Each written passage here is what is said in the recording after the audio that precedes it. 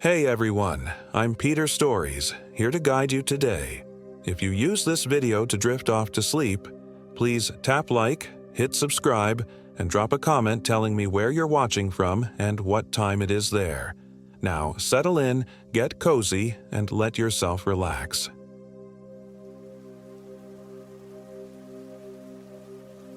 My name is Michael Williams, and I am 34 years old. This happened in the Wayne National Forest, deep in the hollows of southeastern Ohio, where the ancient trees whisper secrets that should never be heard. David Jones and I had been planning this camping trip for months. We'd been best friends since college, and with our demanding jobs in Columbus keeping us chained to desks, we desperately needed to reconnect with nature. David, ever the outdoorsman, had discovered a remote section of the Wayne National Forest near the abandoned mining town of Zaleski. According to his research, there were old logging trails that led to pristine camping spots miles from any marked trail. "Trust me, Mike," David had said, spreading topographical maps across my kitchen table. "This place is completely untouched. No cell towers, no other campers, just us and the wilderness." I should have recognized the warning signs from the beginning. The locals in Zaleski were strange. When we stopped at the only gas station to fill up and grab last-minute supplies, the elderly attendant's eyes went wide when David mentioned our destination. "Y'all ain't thinking of camping up in Dead Man's Hollow, are ya?" the old man asked, his weathered hands trembling slightly as he handed David his change. "Dead Man's Hollow?" I asked. "That's not on any of our maps." The attendant's face paled. "That's what the old-timers call them woods up past Raccoon Creek. Ain't been nobody camping up there since—" He trailed off, shaking his head. "Just ain't natural, them woods. Things go missing up there. People, too."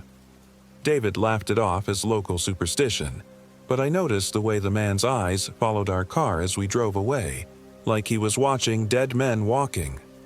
The October air was crisp as we hiked deeper into the forest, our heavy packs weighing us down as we followed what remained of an old logging road. The trees here were massive, ancient oaks and maples that predated European settlement, their twisted branches forming a canopy so thick that even at midday, the forest floor was bathed in an eerie twilight. After 3 hours of hiking, we found what seemed like the perfect spot. A small clearing beside a creek, surrounded by towering trees and carpeted with fallen leaves. David was in his element, expertly setting up our camp while I gathered firewood. Everything felt normal, peaceful even. But as evening approached, I began to notice the silence. Not the peaceful quiet of nature, but something deeper, more oppressive. There were no bird calls, no rustling of small animals in the underbrush. No insects buzzing. Even the creek seemed to flow more quietly than it should. The silence was so complete it felt like a living thing pressing against my eardrums. "Dave," I called out, my voice seeming unnaturally loud. "Do you notice how quiet it is?" He looked up from the fire he was building, pausing to listen. "Yeah, actually, that is weird. Maybe we're just too deep in the woods." As darkness fell, the temperature dropped dramatically. Our fire, which David had expertly constructed, kept dying for no apparent reason. Every time we got it going strong, the flames would suddenly dim to barely glowing embers, as if something was sucking the life out of them. "This doesn't make sense," David muttered, feeding more kindling into the weak flames. "There's no wind, the wood is dry. This fire should be roaring." That's when we heard it for the first time. A sound that made my blood freeze in my veins. It started as a low moan, like wind through a cave, but gradually rose in pitch until it became something almost human. Almost, but not quite. It carried through the trees with an unnatural resonance that seemed to come from everywhere and nowhere at once. "What the hell was that?" I whispered. David's face had gone pale in the flickering firelight. "Probably just a coyote or something. Sound carries weird in these hills." But I could see the doubt in his eyes. That hadn't sounded like any animal either of us had ever heard. We tried to settle in for the night, but sleep was impossible. The temperature kept dropping, and our expensive sleeping bags felt like they provided no warmth at all. Worse, every time one of us started to drift off, that sound would come again, closer each time, and more distinctly unnatural. Around 2 a.m., David sat up suddenly in his sleeping bag. "Mike," he whispered urgently, "did you hear that?" I had. Footsteps. Heavy, deliberate footsteps circling our camp just beyond the edge of the firelight. But they weren't quite right. They seemed to drag slightly, and there was too much time between each step, as if whatever was making them was taking unnaturally long strides. We both grabbed our flashlights and swept the beams through the trees, but found nothing. The footsteps stopped immediately when we turned on the lights, only to resume as soon as we turned them off. "This is seriously messed up," I said, my voice shaking. "Maybe we should pack up and hike back to the car." "In the dark? Through those woods?" "No way," David replied, but I could hear the fear creeping into his voice. "We'll be fine. Whatever it is, it's probably more afraid of us than we are of it." He was wrong. So terribly wrong. The next morning brought little relief. Our food supplies, which had been sealed tight in bear-proof containers, had somehow spoiled overnight. The beef jerky was covered in a thick green mold that reeked of decay, and our energy bars had turned soft and putrid, as if they'd been rotting for weeks. "This is impossible," David said, holding up a package of what had been fresh trail mix the day before. It now contained writhing maggots and smelled like death. "How does food spoil like this overnight?" Our GPS units had also mysteriously stopped working. They showed our location as somewhere in the middle of Lake Erie, which was obviously impossible. Even our compass spun wildly, unable to find magnetic north. "Okay, this is getting weird," I admitted, fighting down a growing panic. "All of our electronics are going haywire." David tried to maintain his usual optimism, but I could see cracks forming in his composure. "Look, we know which direction we came from yesterday. We can find our way back to the logging road." We spent the entire day trying to retrace our steps, but the forest seemed to have changed overnight. Trails that we remembered clearly were gone, replaced by impenetrable thickets of thorns. Landmarks we'd noted on our way in, a distinctive split boulder, a dead tree shaped like a cross, were nowhere to be found. As the second night approached, we were forced to make camp again in a different clearing. The oppressive silence had returned, heavier than before, and I noticed something that made my skin crawl. There were no fallen leaves in this clearing. Despite being surrounded by trees that should have been shedding their autumn foliage, the ground was bare dirt, as if something had swept it clean. "Dave," I said, my voice barely above a whisper, "look at the trees." He followed my gaze upward and gasped. Every tree surrounding our new campsite was completely leafless, despite the fact that the rest of the forest was in full autumn color. The bare branches created a skeletal canopy against the darkening sky, twisted and gnarled like arthritic fingers reaching down toward us. That night, the sounds were different. Instead of the haunting moans we'd heard before, there was scratching. Long, deliberate scratches against tree bark that seemed to move in a slow circle around our camp. Sometimes the scratching would stop, and we'd hear what sounded like heavy breathing, or perhaps sniffing, as if something large was trying to catch our scent. I was huddled in my sleeping bag, fighting against every instinct that screamed at me to run, when David suddenly sat up. "I'm going to investigate," he whispered. "Are you insane?" I hissed back. "Whatever's out there, we stay together." But David was already unzipping his sleeping bag. "I can't just lie here and let something terrorize us. I'm going to find out what we're dealing with." "Dave, no. Please." He grabbed his flashlight and hunting knife. "I'll just circle the camp. Stay close to the fire. If I'm not back in 10 minutes, you hike out of here and get help." Before I could stop him, he disappeared into the darkness beyond our dying fire.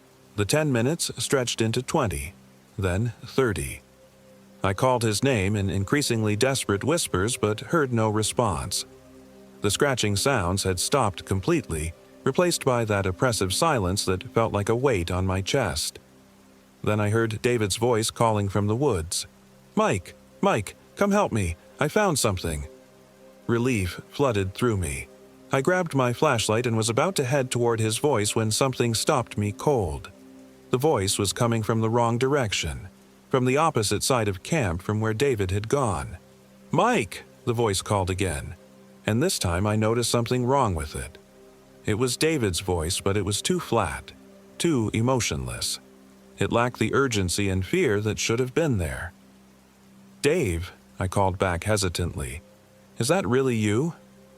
"Of course it's me," the voice replied, but now it seemed to be coming from a different location entirely. "Come help me, Mike. I found the way out." A chill ran down my spine as I realized what was happening.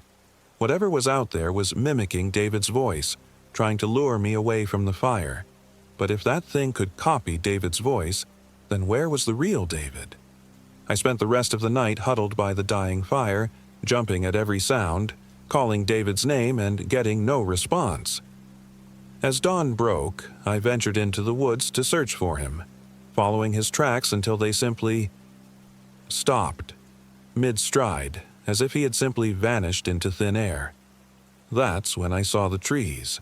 3 massive oaks formed a rough triangle about 50 yards from where David's tracks ended.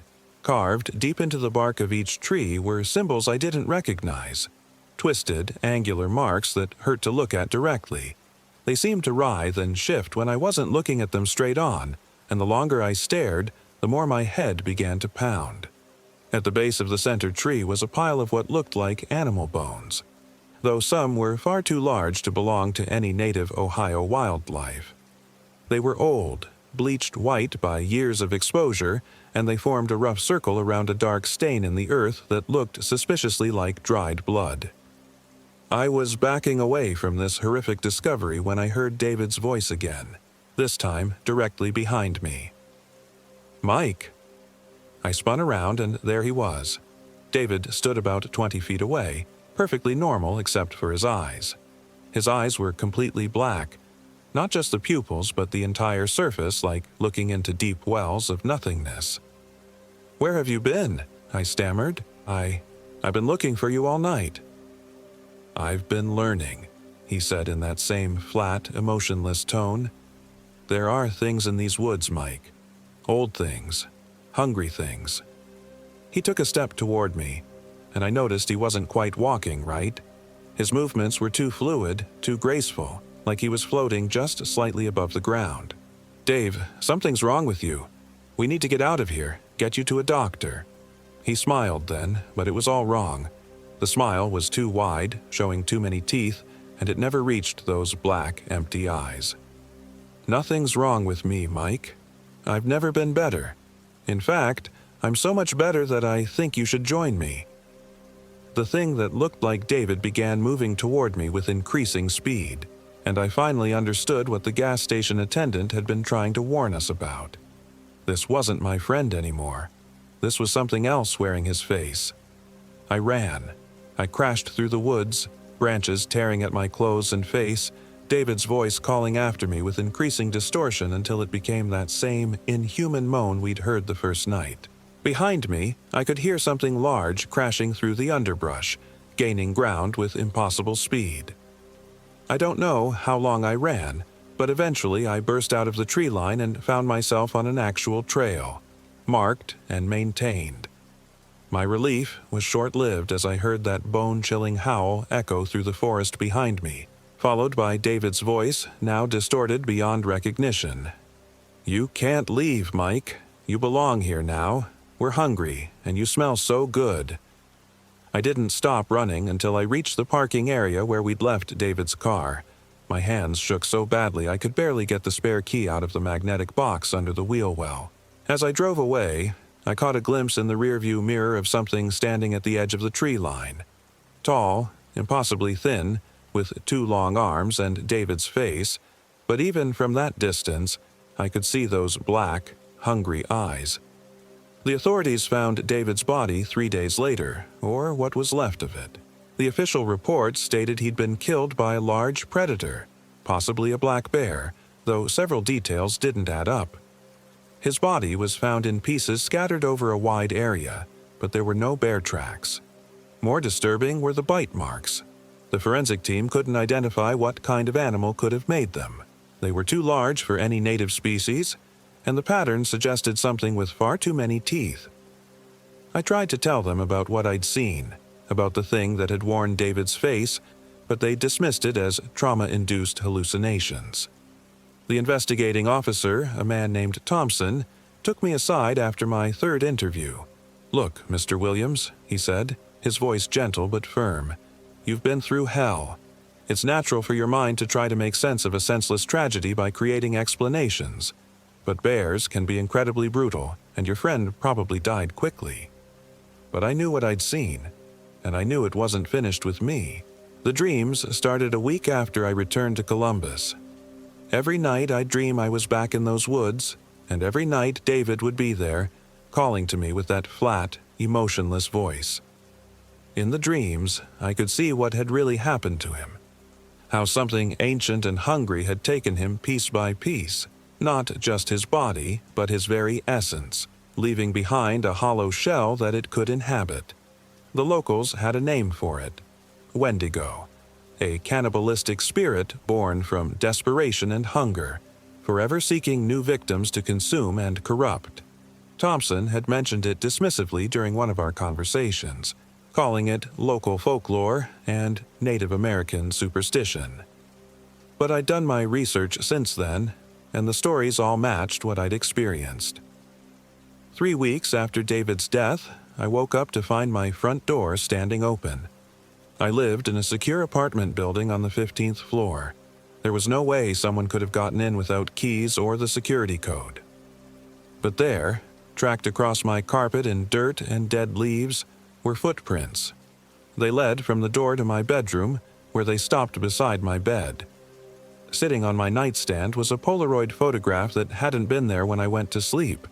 It showed the forest clearing where we'd first made camp, but something was different.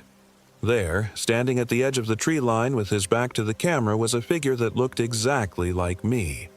Scrawled on the bottom of the photo in what looked like dried blood were 4 words: "You belong here now."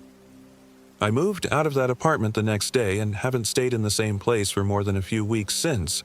I've been running for 6 months now, but I know it's still out there.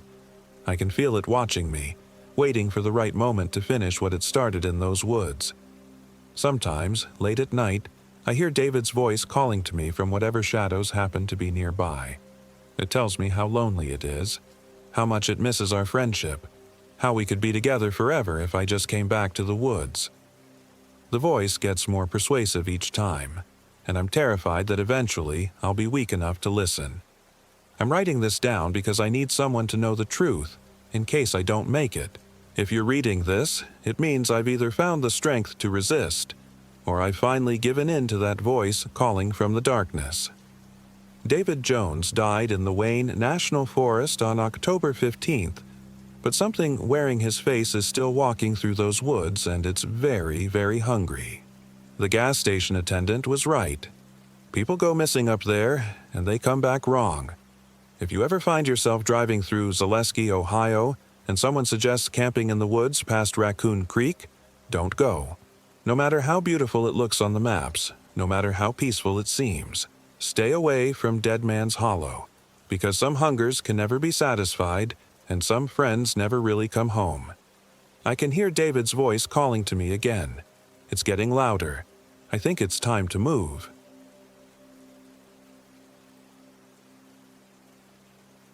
My name is Kenneth Young, and I am 34 years old.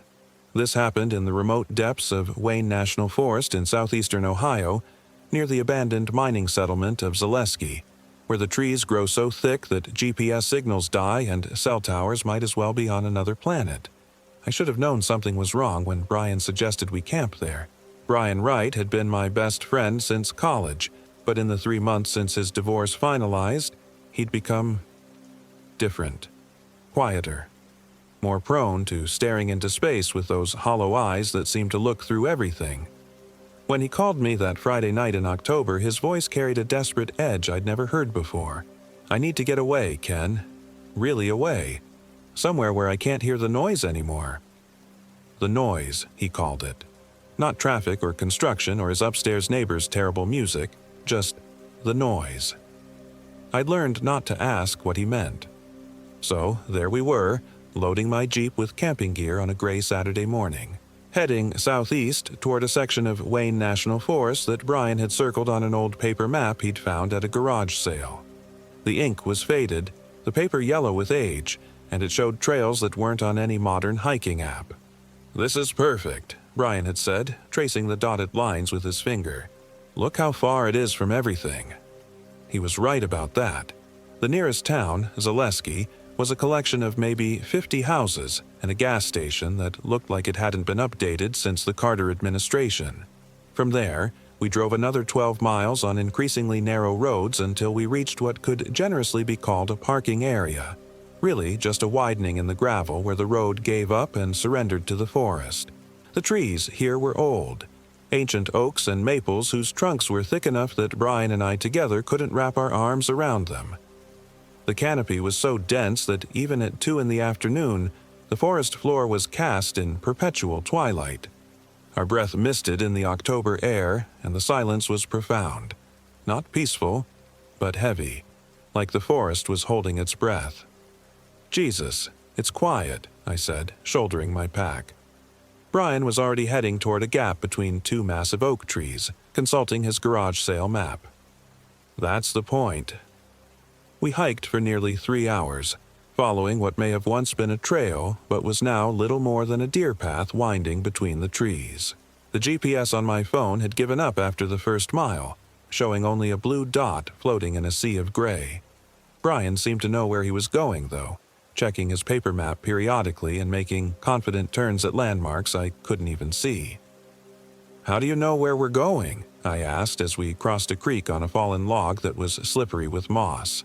"Just following the map," he said, but something in his voice suggested that wasn't entirely true. We set up camp in a small clearing that felt almost too perfect. A rough circle of grass surrounded by towering trees, with a fire ring made of blackened stones that suggested others had camped here before. But as I arranged the stones and looked closer, I noticed something unsettling. The rocks weren't just blackened from campfires, they were scorched, as if they'd been subjected to heat far more intense than burning wood could produce. Some had actually cracked from thermal stress. "Weird," I muttered, but Brian was already unpacking his gear with an energy I hadn't seen from him in months. "This is perfect," he said again, surveying our surroundings. So quiet, so isolated. That word hung in the air between us like a threat. We got our tents set up as the sun began to sink toward the horizon, though with the dense canopy above us it was hard to tell exactly where the sun was. The shadows between the trees seemed to deepen too quickly, and by the time we had our camp organized, full darkness had fallen like a curtain. I tried to get a fire started while Brian prepared dinner, just hot dogs and beans. Camping food, but the wood wouldn't catch. I'd brought good kindling, dry newspaper, and I'd lit plenty of campfires before, but every time I got a flame going, it would sputter and die as if something was sucking the oxygen away. The matches burned normally until they touched the wood, then guttered out like candles in a wind. "Having trouble?" Brian asked, but he wasn't looking at me. He was staring into the trees, his head tilted as if he was listening to something I couldn't hear. "Wood must be damp," I said, though it didn't feel damp. It felt wrong. On my 7th try, the fire finally caught, but the flames burned an odd color. Not the familiar orange and yellow of a campfire, but with flickering hints of green and blue that made my eyes water. The smoke didn't rise straight up either. It twisted and coiled in patterns that seemed almost deliberate, like the tendrils of some invisible creature. "That's not normal," I said. Brian finally looked at the fire, and for just a moment, his face was illuminated by those strange-colored flames. In that light, his features looked off. The shadows fell wrong, making his eye sockets appear too deep, his smile too wide. "Fire's fire," he said, but he was smiling, and Brian hadn't smiled, really smiled in months. We ate dinner in relative silence, though Brian seemed more relaxed than I'd seen him since before his divorce. He kept glancing around the clearing with what I can only describe as satisfaction, like he'd found something he'd been looking for. "Thanks for coming out here with me," he said as we finished eating. "I really needed this." "Of course. Man, that's what friends are for." But as the words left my mouth, I realized I couldn't remember agreeing to come here. I remembered Brian calling me, remembered packing, remembered the drive, but I couldn't recall actually saying yes to this trip. It was like trying to remember a dream. The harder I focused on it, the more it slipped away. We banked the fire and retreated to our tents around 9 o'clock. I was exhausted from the hike and the stress of the day, and I fell asleep quickly despite the uncomfortable feeling that we were being watched from the darkness beyond our clearing. I woke to the sound of my tent zipper. The metallic rasp was slow, deliberate, as if someone was trying to be quiet but not quite succeeding. My watch showed 3:17 a.m., and the fire had died to barely glowing embers. I held my breath and listened. Zip, pause, zip, pause. Someone was opening my tent from the outside. "Brian," I whispered. The zipping stopped. I waited, heart hammering for what felt like hours but was probably only minutes. Then I heard footsteps. Not the confident stride of my friend, but a strange, shuffling gait that seemed uneven, like someone trying to remember how to walk. I fumbled for my flashlight and slowly unzipped my tent from the inside, wincing at every small sound. When I poked my head out, I could see Brian's tent across the clearing. It was empty, the flap hanging open like a mouth. "Brian," I called, louder this time. A rustling from the trees to my left made me spin the flashlight beam in that direction. For just a moment, I caught a glimpse of movement. Something pale and tall that vanished behind a tree trunk before I could focus on it. "Brian, is that you? This isn't funny, man." No response. Just the sound of branches creaking in a wind I couldn't feel. I grabbed my jacket and boots and crawled out of my tent. The clearing felt different at night, smaller, more enclosed, as if the trees had moved closer while I slept. The fire ring was cold, not even a hint of warmth from the embers that had been glowing when I went to bed. "Brian!" My voice seemed to die just a few feet from my mouth, swallowed by the oppressive darkness. I started toward where I'd seen the movement, flashlight beam dancing nervously ahead of me. I found him about 50 yards into the trees, standing perfectly still with his back to me. He was wearing only his underwear and t-shirt despite the cold, and his bare feet were muddy and cut from walking through the forest. "Brian, what the hell are you doing out here?" He didn't respond, didn't even acknowledge that I'd spoken. I approached slowly, that wrong feeling growing stronger with each step. Something was off about his posture, too rigid, like he was being held up by invisible strings. "Brian!" I reached out and touched his shoulder. His skin was ice cold. He turned around slowly, mechanically, and in the harsh LED glare of my flashlight, I saw that something was terribly wrong. His eyes were completely black, not just the pupils, but the entire eye, as if they'd been filled with oil. His mouth was stretched in that same too wide smile I'd seen by the fire, and when he spoke, his voice sounded wrong, like an echo of his voice played through broken speakers. "I found it, Ken. I found what was making the noise. Brian, you're scaring me. Come back to camp." "The noise was never outside," he continued, that horrible smile never wavering. "It was inside. It was always inside. But now I gave it to them and it's so quiet in here. So peaceful." I grabbed his arm and started pulling him back toward the clearing. His skin felt like ice water, and he moved with a strange, disjointed shuffle that made me think of a marionette being operated by someone who didn't know how to use the strings. When we got back to camp, I built up the fire again, and again, it took far too many attempts and burned those same sickly colors. Brian sat on a log and stared into the flames with those oil-black eyes, occasionally making small sounds of contentment like a cat purring. "We're leaving in the morning," I told him. "First light, we're packing up and getting out of here." "We can't leave," he said without looking away from the fire. They won't let us leave. Not now that they know we're here. Who won't let us leave? For the first time since I'd found him in the woods, Brian looked directly at me. In the firelight, his face seemed to shift and waver, as if I was seeing him through water. "The hungry ones," he whispered. "They've been waiting so long, Ken. So very long. And now they have us." I sat in my camping chair and tried to make sense of what was happening. Brian was clearly having some kind of breakdown. The stress of the divorce, maybe a psychotic episode brought on by isolation and exhaustion. I needed to get him help, but we were miles from the nearest road, and my phone had no signal. I stayed awake the rest of the night, keeping the fire going and watching Brian. He didn't move from his spot on the log, didn't speak again, just stared into the flames with those horrible black eyes. When dawn finally came, and it came too slowly, as if the night was reluctant to let go, I started packing our gear. "Come on, Brian, we're going home." "This is home now," he said, but he stood up and began gathering his things with mechanical efficiency. The hike out was a nightmare.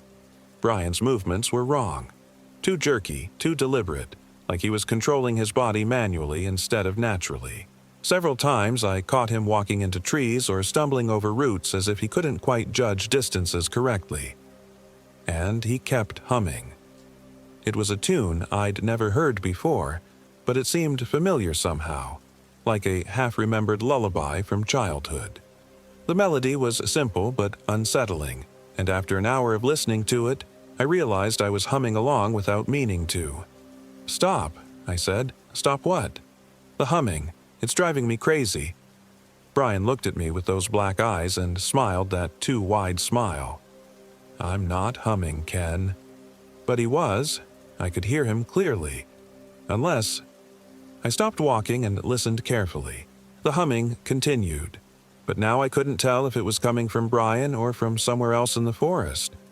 It seemed to drift between the trees, sometimes ahead of us, sometimes behind, sometimes all around us like we were surrounded by invisible singers. "Do you hear that?" I asked. "Hear what?" The humming grew louder, and now I could make out words. Not English, not any language I recognized, but words nonetheless. They seemed to bypass my ears entirely and speak directly to something primitive in my brain. The part that still remembered when humans were prey animals hiding from things in the dark. We walked faster. By what should have been noon, we reached the creek we'd crossed the day before. But something was wrong. The fallen log we'd used as a bridge was gone, and the creek itself was different. Wider, deeper, flowing in the opposite direction. "This isn't right," I said, checking my compass. The needle spun wildly, unable to find magnetic north. "Everything's right," Brian said. "Everything's exactly as it should be." I pulled out the GPS on my phone, hoping maybe we'd climbed high enough to get a signal, but the screen showed only static. Not no signal, actual visual static like an old TV tuned to a dead channel. We spent 20 minutes searching for another place to cross the creek before finding a spot where the water was shallow enough to wade through. The water was numbingly cold and had an oily quality that made me not want to look at it too closely. When we climbed out on the other side, our boots and pants were stained with something that looked like water but smelled like copper and decay. The humming followed us. By what my watch claimed was 3 o'clock, though the light filtering through the canopy suggested early evening, we should have reached the parking area. Instead, we found ourselves in another clearing, this one larger than where we'd camped with a fire ring made of different stones. "We're going in circles," I said. "No," Brian replied. "We're going exactly where we need to go." In the center of the clearing was something that made my stomach clench with primal terror. It looked like a tree at first glance, tall, twisted with gnarled branches reaching toward the sky. But trees don't have faces. Trees don't have dozens of faces, all of them human, all of them twisted in expressions of agony and hunger. And trees don't whisper. The whispers were soft, barely audible, in dozens of different voices speaking in that same unknown language I'd heard in the humming. As we approached, I could see that the faces weren't carved into the bark. They were part of it. Flesh and wood grown together in ways that should have been impossible. "Beautiful, isn't it?" Brian said, and his voice was different now, hungrier, like there was something else speaking through him. They've been waiting here for so long, waiting for someone to feed them. One of the faces in the tree turned toward me, and I recognized the features despite the way they'd been stretched and distorted by whatever had absorbed them into the wood. It was a woman's face, middle-aged, with kind eyes that were now black as oil. She spoke, and her voice was like wind through dead leaves. "Help. Us." More faces turned toward me, dozens of them, all pleading with black eyes and wooden lips that could barely form words. Men, women, children, all of them trapped in that impossible tree, all of them aware, all of them hungry. "They want you to join them," Brian said, and when I looked at him, I saw that his skin was starting to change. Patches of bark were growing along his arms and neck, and his fingers were elongating into branch-like appendages. "They want all of us to join them, forever." I ran. I crashed through the underbrush, branches tearing at my clothes and face, my backpack catching on every low-hanging limb. Behind me, I could hear Brian, or the thing that had been Brian, following with that strange, jerky gait. But there were other sounds, too. Footsteps that didn't match his rhythm. Voices calling my name in tones that were almost but not quite human. The forest seemed to actively resist my escape. Roots rose up to trip me. Branches swung down to block my path, and more than once I found myself running in what I was sure was a straight line only to end up back where I started. The humming was everywhere now, coming from the trees themselves, and the ground beneath my feet felt soft and organic, like I was running across something that was alive. I lost track of how long I ran. The light never changed, that perpetual twilight that made it impossible to judge time, and my watch had stopped working, the digital display showing only random numbers that shifted and changed as I looked at them. Finally, exhausted and bleeding from dozens of cuts, I stumbled into yet another clearing. This one was different, though. Smaller, with newer stones in the fire ring, and in the center, my tent, my exact tent, with my sleeping bag still inside, arranged exactly as I'd left it that morning. "No," I whispered. "No, no, no." But there was Brian's tent, too, flap hanging open just as I'd found it in the middle of the night. Everything was exactly the same, down to the pattern of embers in the fire ring. I was back where I started. As the reality of my situation sank in, I heard footsteps approaching through the trees. Slow, deliberate, multiple sets of feet moving in perfect synchronization. The humming grew louder, and now I could see shapes moving between the trunks. Tall, gaunt figures that might once have been human but were now something else, something hungry. Brian emerged from the tree line, but he wasn't Brian anymore. The bark had spread across most of his body, and his arms had become twisted branches that ended in long, grasping twigs instead of fingers. His face was still recognizable, but the skin had the texture of tree bark, and those oil-black eyes reflected the last traces of dying daylight. "I told you we couldn't leave," he said, his voice now like wind through autumn leaves. "I told you they wouldn't let us." Behind him came the others. A dozen figures that had once been human but were now part of the forest itself, bark-skinned, branch-limbed, with faces that belonged in nightmares. Some were more human than others, as if the transformation was gradual, a slow consumption that left just enough awareness to understand what was happening. "The tree needs feeding," one of them said in a voice like creaking wood. "It's been so long since anyone came willingly." "We weren't willing," I said, backing toward my tent. "You came to the marked place," said another. "You lit the cursed fire. You heard the calling song. That's willing enough." They began to close in, moving with that same jerky, unnatural gait that Brian had developed. I grabbed the camping axe from my gear and held it in front of me, but I knew it would be useless. There were too many of them, and they weren't really alive in any way that mattered. "The hunger has to be fed," Brian said, reaching toward me with those terrible branch fingers. "Don't you understand, Ken? The hunger has to be fed, or it spreads. It grows. It finds its way out of the forest and into the world. We're protecting everyone else by staying here, by becoming part of it." "You're insane." "I'm peaceful," he replied. "For the first time in months, I'm peaceful. No more noise, Ken. No more pain.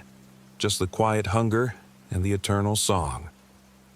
As his fingers, twigs, branches touched my arm, I felt a cold that burned worse than fire. The bark began to spread from the point of contact, crawling up my skin like a living thing. I could feel it burrowing into my flesh, becoming part of me, and with it came a terrible understanding. This was what Brian had been hearing. Not the noise of modern life, but the calling of this place. The hunger of the tree that fed on human consciousness, human souls, trapping them in wood and bark and root, while it slowly digested their essence over decades or centuries. I swung the axe with everything I had, burying the blade in Brian's chest. He looked down at it with mild curiosity, as if wondering what the metal thing sticking out of him might be. Black sap oozed from the wound instead of blood. "That won't help," he said sadly. "Nothing can help now. You're already changing. Ken, can't you feel it?" I could. The bark was spreading up my arm, and with it came a terrible peace. The fear was fading, replaced by something that might have been contentment if it hadn't been so completely wrong. The voices of the other tree things were becoming clearer, more welcoming. "Join us," they seemed to say. "Join us in the quiet hunger. Join us in the eternal song." But there was something else. A memory, cutting through the growing contentment like a knife. My phone. I'd lost signal, but phones had other functions. The camera had a flash. I pulled it from my pocket with my still human hand and activated the camera. The screen was showing that same static, but when I pressed the capture button, the flash fired. A brilliant burst of white light that sent the tree creatures stumbling backward with sounds like breaking branches. Brian, the thing that had been Brian, let out a shriek that was pure plant matter in pain, and the bark on my arm began to smoke and blacken. I ran again, but this time I had direction. The flash had shown me something the others hadn't wanted me to see. Tire tracks, barely visible through the undergrowth, leading away from the clearing in the opposite direction from where they'd been hurting me. I followed those tracks, using my phone's flash periodically to drive back the pursuing figures.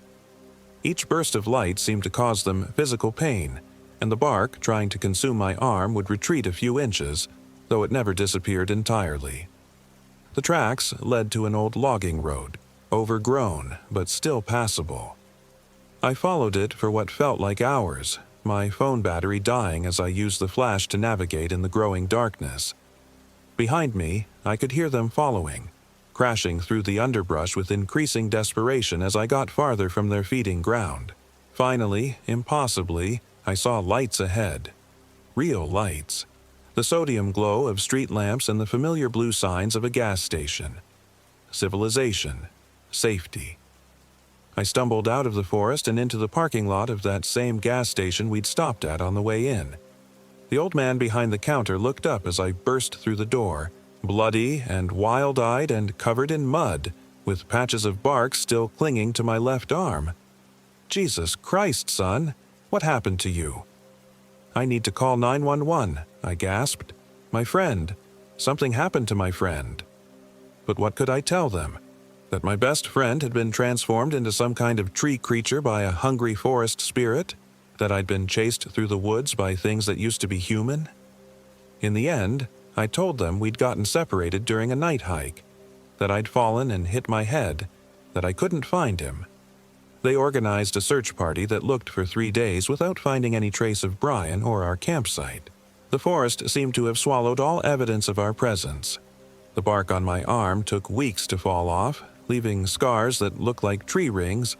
Sometimes, late at night, I can still hear that humming, faint but persistent. like a radio station that never quite comes in clearly. And sometimes I catch myself humming along without realizing it. I never went back to Wayne National Forest. I tell people I'm too busy with work, that camping isn't really my thing anymore, but the truth is, I can still feel it calling to me. The quiet hunger, the eternal song, the promise of peace that comes with surrendering to something larger and older and infinitely patient. The worst part is that sometimes, in my darkest moments, I want to answer that call. Sometimes the noise of modern life, traffic, deadlines, relationships, responsibilities, becomes too much, and I remember how peaceful Brian looked with those oil-black eyes. How content he seemed once he'd given in. But I know what that peace costs. I know what feeds that hunger. And I know that somewhere in the depths of Wayne National Forest, there's a tree that grows a little taller each year, adorned with faces that might once have been my best friends, waiting for the next campers who follow garage sale maps to places that shouldn't exist, waiting to add new voices to its eternal song, waiting for me to come home.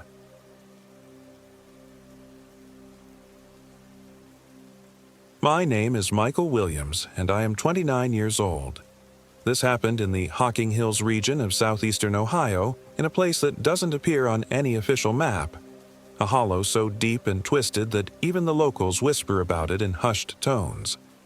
It was supposed to be a simple weekend camping trip. 5 of us from the accounting firm where I work had decided we needed to get away from the fluorescent lights and endless spreadsheets that defined our lives. Sarah Rodriguez, our senior analyst and the one who organized everything, had found what she called the perfect spot through some obscure hiking forum. Amanda Wright, always the skeptic, had questioned whether we should trust internet strangers, but the rest of us, Kevin Young and myself, were desperate enough for adventure to override her concerns. The plan was straightforward. Drive down to Logan, Ohio on Friday evening, hike into the backcountry Saturday morning, camp 2 nights and return Monday refreshed and ready to face another soul-crushing quarter. Zara had printed detailed maps from some outdated guidebook she'd found at a used bookstore, claiming they showed trails that predated the official park system.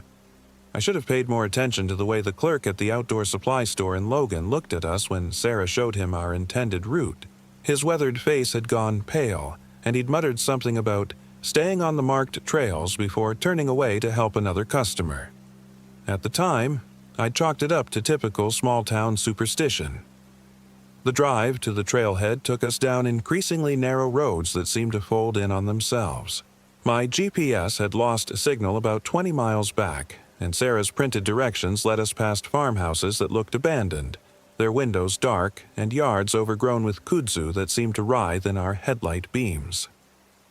"Are you sure this is right?" Amanda asked from the passenger seat, her knuckles white as she gripped the door handle. The road had deteriorated to little more than a dirt track, and my sedan was not equipped for this kind of terrain. "According to the map, we should reach the trailhead in another mile," Sarah said from the back seat, though I caught the uncertainty in her voice. She'd been studying that map obsessively for the past hour, and I was beginning to suspect we were lost. Kevin, who'd been uncharacteristically quiet during the drive, suddenly leaned forward between the seats. "Pull over," he said urgently. I slammed on the brakes, and we all stared ahead. In the wash of my headlights, a figure stood in the middle of the road. It appeared to be an elderly man in overalls, but something about his posture was wrong. Too rigid, too still. As we watched, he slowly turned his head toward us, and I caught a glimpse of eyes that reflected the light like an animal's. "Back up," Amanda whispered. "Back up right now." I threw the car in reverse, but when I looked forward again, the road was empty. The man, if it had been a man, was simply gone. "Where did he go?" Sarah's voice cracked with the first hint of real fear. We sat in the idling car for several minutes, our collective breathing fogging the windows before Kevin finally spoke. "Maybe we should go back. Find a motel for the night and try again tomorrow with better directions." But Sarah was adamant.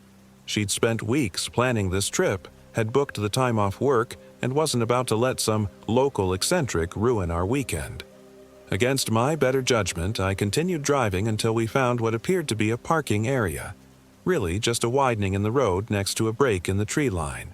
We gathered our gear in tense silence, the weight of our packs feeling heavier than they should have. The forest loomed around us, an impenetrable wall of darkness that seemed to swallow our flashlight beams. The air was thick with the smell of decay and something else, something sharp and metallic that made my teeth ache. The trail should be just through those trees, Sarah announced, consulting her map one final time before folding it away. But as we pushed through the undergrowth, I realized that whatever we were following was barely a game trail, certainly nothing that had ever been officially maintained. The first hour of hiking passed without incident, though none of us spoke much. The forest around us was unnaturally quiet. No bird calls, no rustling of small animals, even the wind seemed muted. Our footsteps sounded thunderous in the silence, and more than once I caught myself holding my breath, as if trying to move more quietly would somehow make us less conspicuous. It was Amanda who first noticed that our phones had no signal. Then Kevin discovered that his compass was spinning lazily, unable to find magnetic north.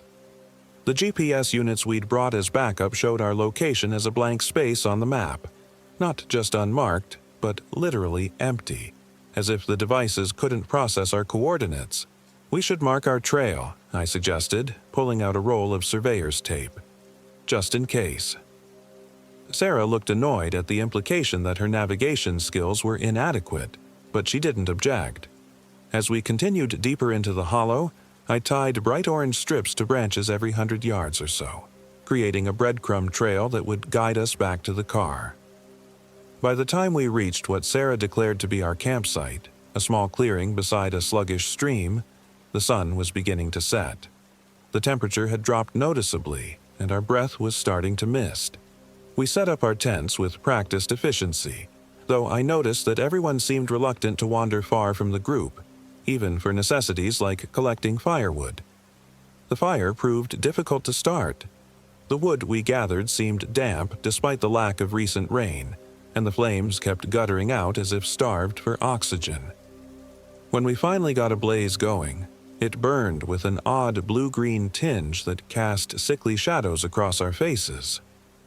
"Copper in the soil," Kevin explained, though he sounded uncertain. "Makes the flames change color."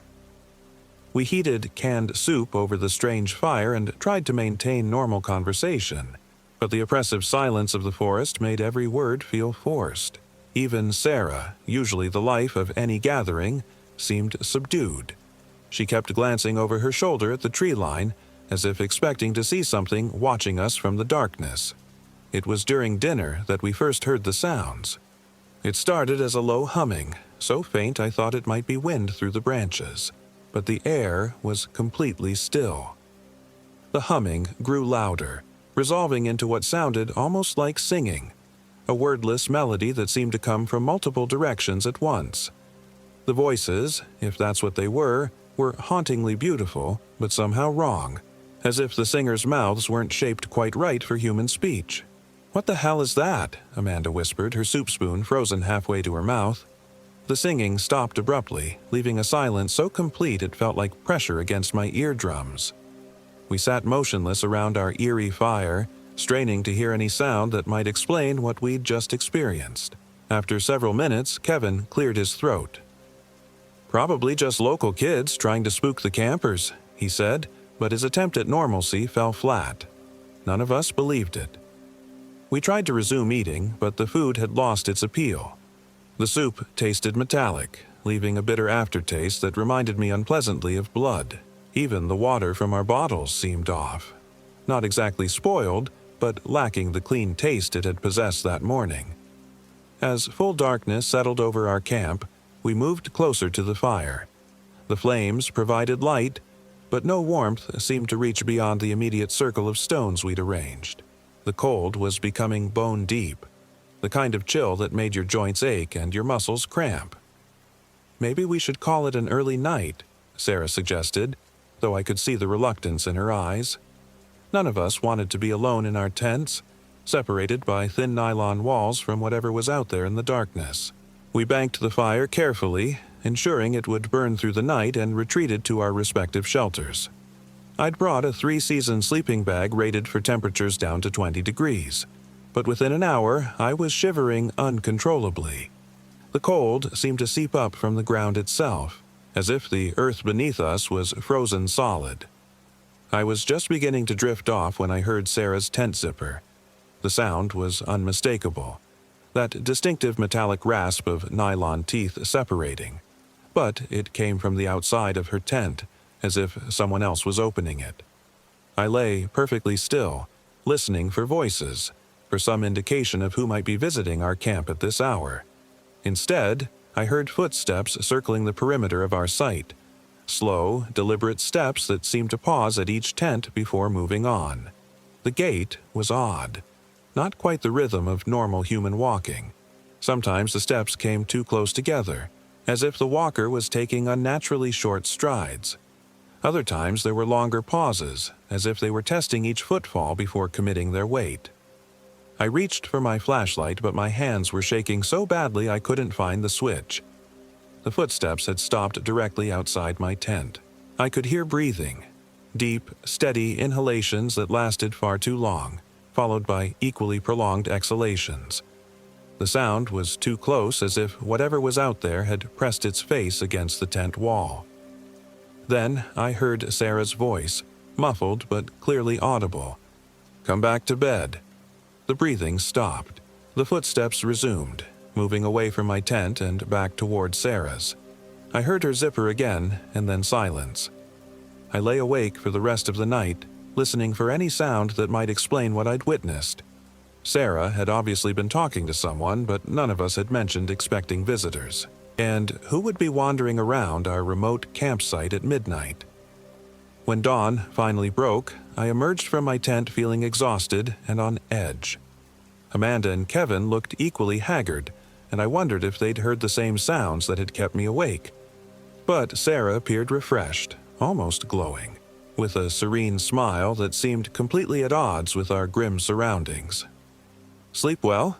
she asked cheerfully as she tended to the fire, which was somehow burning brightly despite having been barely glowing when we'd gone to bed.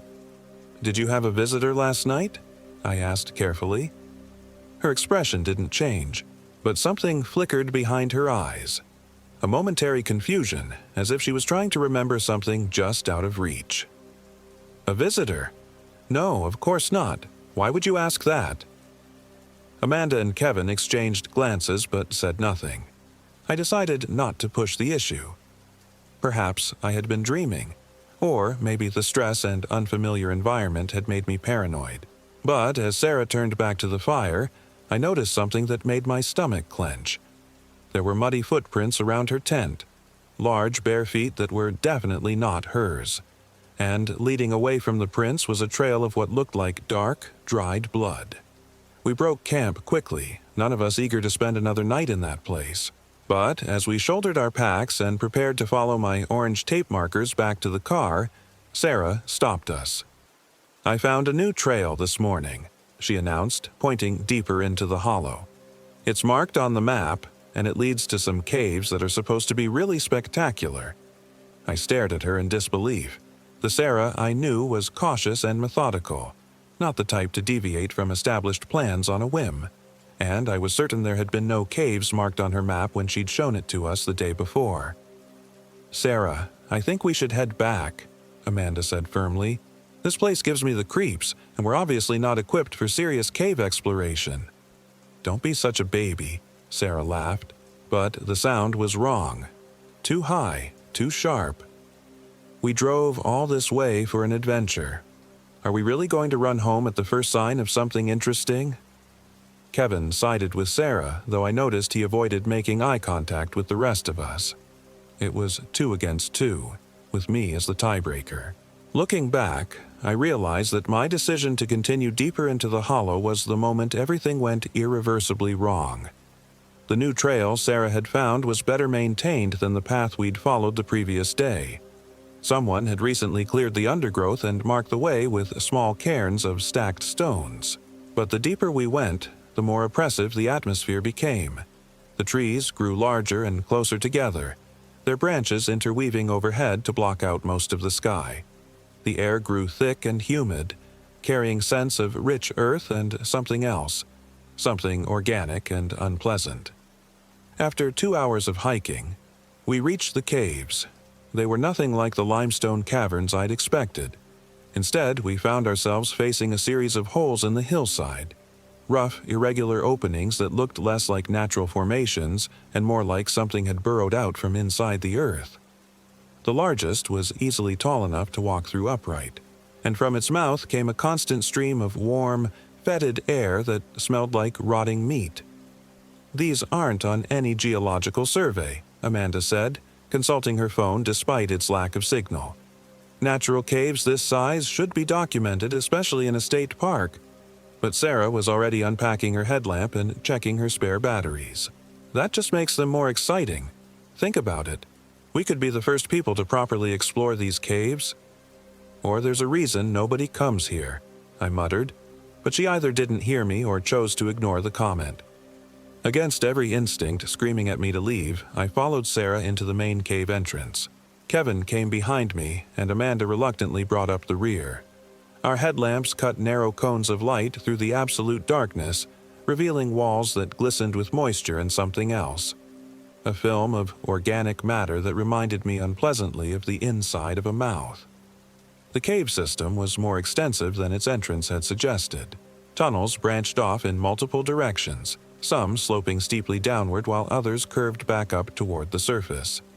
Sarah led us confidently through the maze, consulting her map with the aid of her headlamp. "How can your map show the inside of caves that aren't supposed to exist?" Amanda demanded. Sarah paused, looking down at the paper in her hands with a puzzled expression. I'm not sure, but it's all here, every tunnel and chamber." As we penetrated deeper into the cave system, I began to notice disturbing details in the rock formations around us. What I had initially taken for natural mineral deposits resolved into shapes that looked almost organic. Curved ribs, elongated skulls, things that might have been femurs if they weren't far too large to have come from any earthly creature. The temperature was rising as we descended, despite being further from the surface. Soon, we were all sweating freely, and the air had become so thick it was difficult to breathe. But Sarah pressed on, leading us deeper into the earth with an urgency that seemed increasingly manic.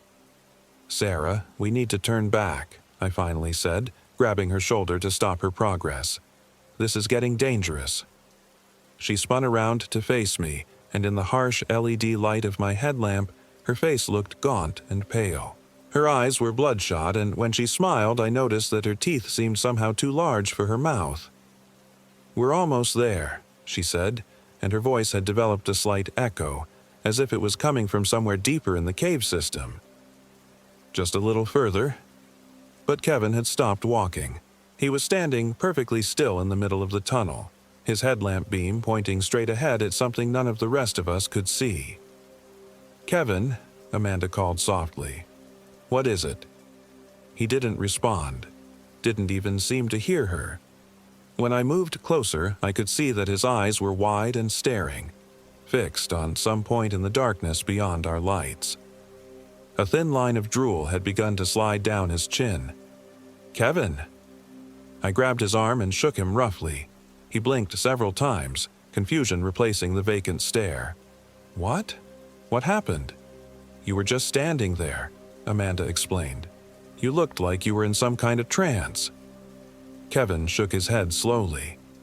"I thought I saw something, movement in the shadows, but when I tried to focus on it..." He trailed off, looking disturbed. That's when we realized Sarah was no longer with us. Her headlamp beam had vanished from up ahead, and when we called her name, our voices echoed back from the empty tunnels without response. The three of us huddled together, the combined light of our lamps creating a small island of visibility in the vast darkness. "She can't have gone far," I said, trying to keep my voice steady. "We'll retrace our steps and..." A scream cut through the air, coming from somewhere deep in the cave system. It was definitely Sarah's voice, but the sound was distorted by distance and echoes until it became something inhuman, a wail of such profound terror and agony that it seemed to resonate in my bones. Then, abruptly, silence. We stood frozen for several heartbeats before Amanda started moving back toward the entrance. "We're leaving, now. We'll get help from the park rangers and come back with a proper search team." But when we tried to retrace our route, we discovered that the tunnels had changed. Passages that had been wide and easily navigable on our way in were now narrow crawl spaces that forced us to belly crawl through spaces barely wide enough for our bodies. Other routes had simply vanished, replaced by solid rock walls that our lights revealed to be seamless and ancient. "This is impossible," Kevin whispered as we crouched in what should have been the main tunnel leading back to the entrance. Instead, we faced 3 identical passages, each sloping downward into darkness. Amanda consulted her compass, which was spinning wildly. "The magnetic field down here is completely distorted. I can't get any kind of bearing." I tried to think rationally about our situation.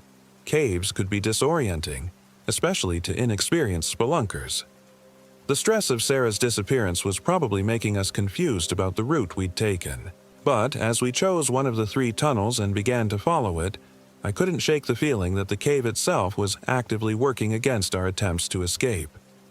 The passage we'd selected led steadily downward for what felt like miles. Our water was running low, and the batteries in our backup lights were beginning to fade.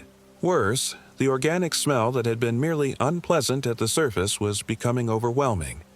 It reminded me of a slaughterhouse in summer, the thick, cloying stench of blood and decay.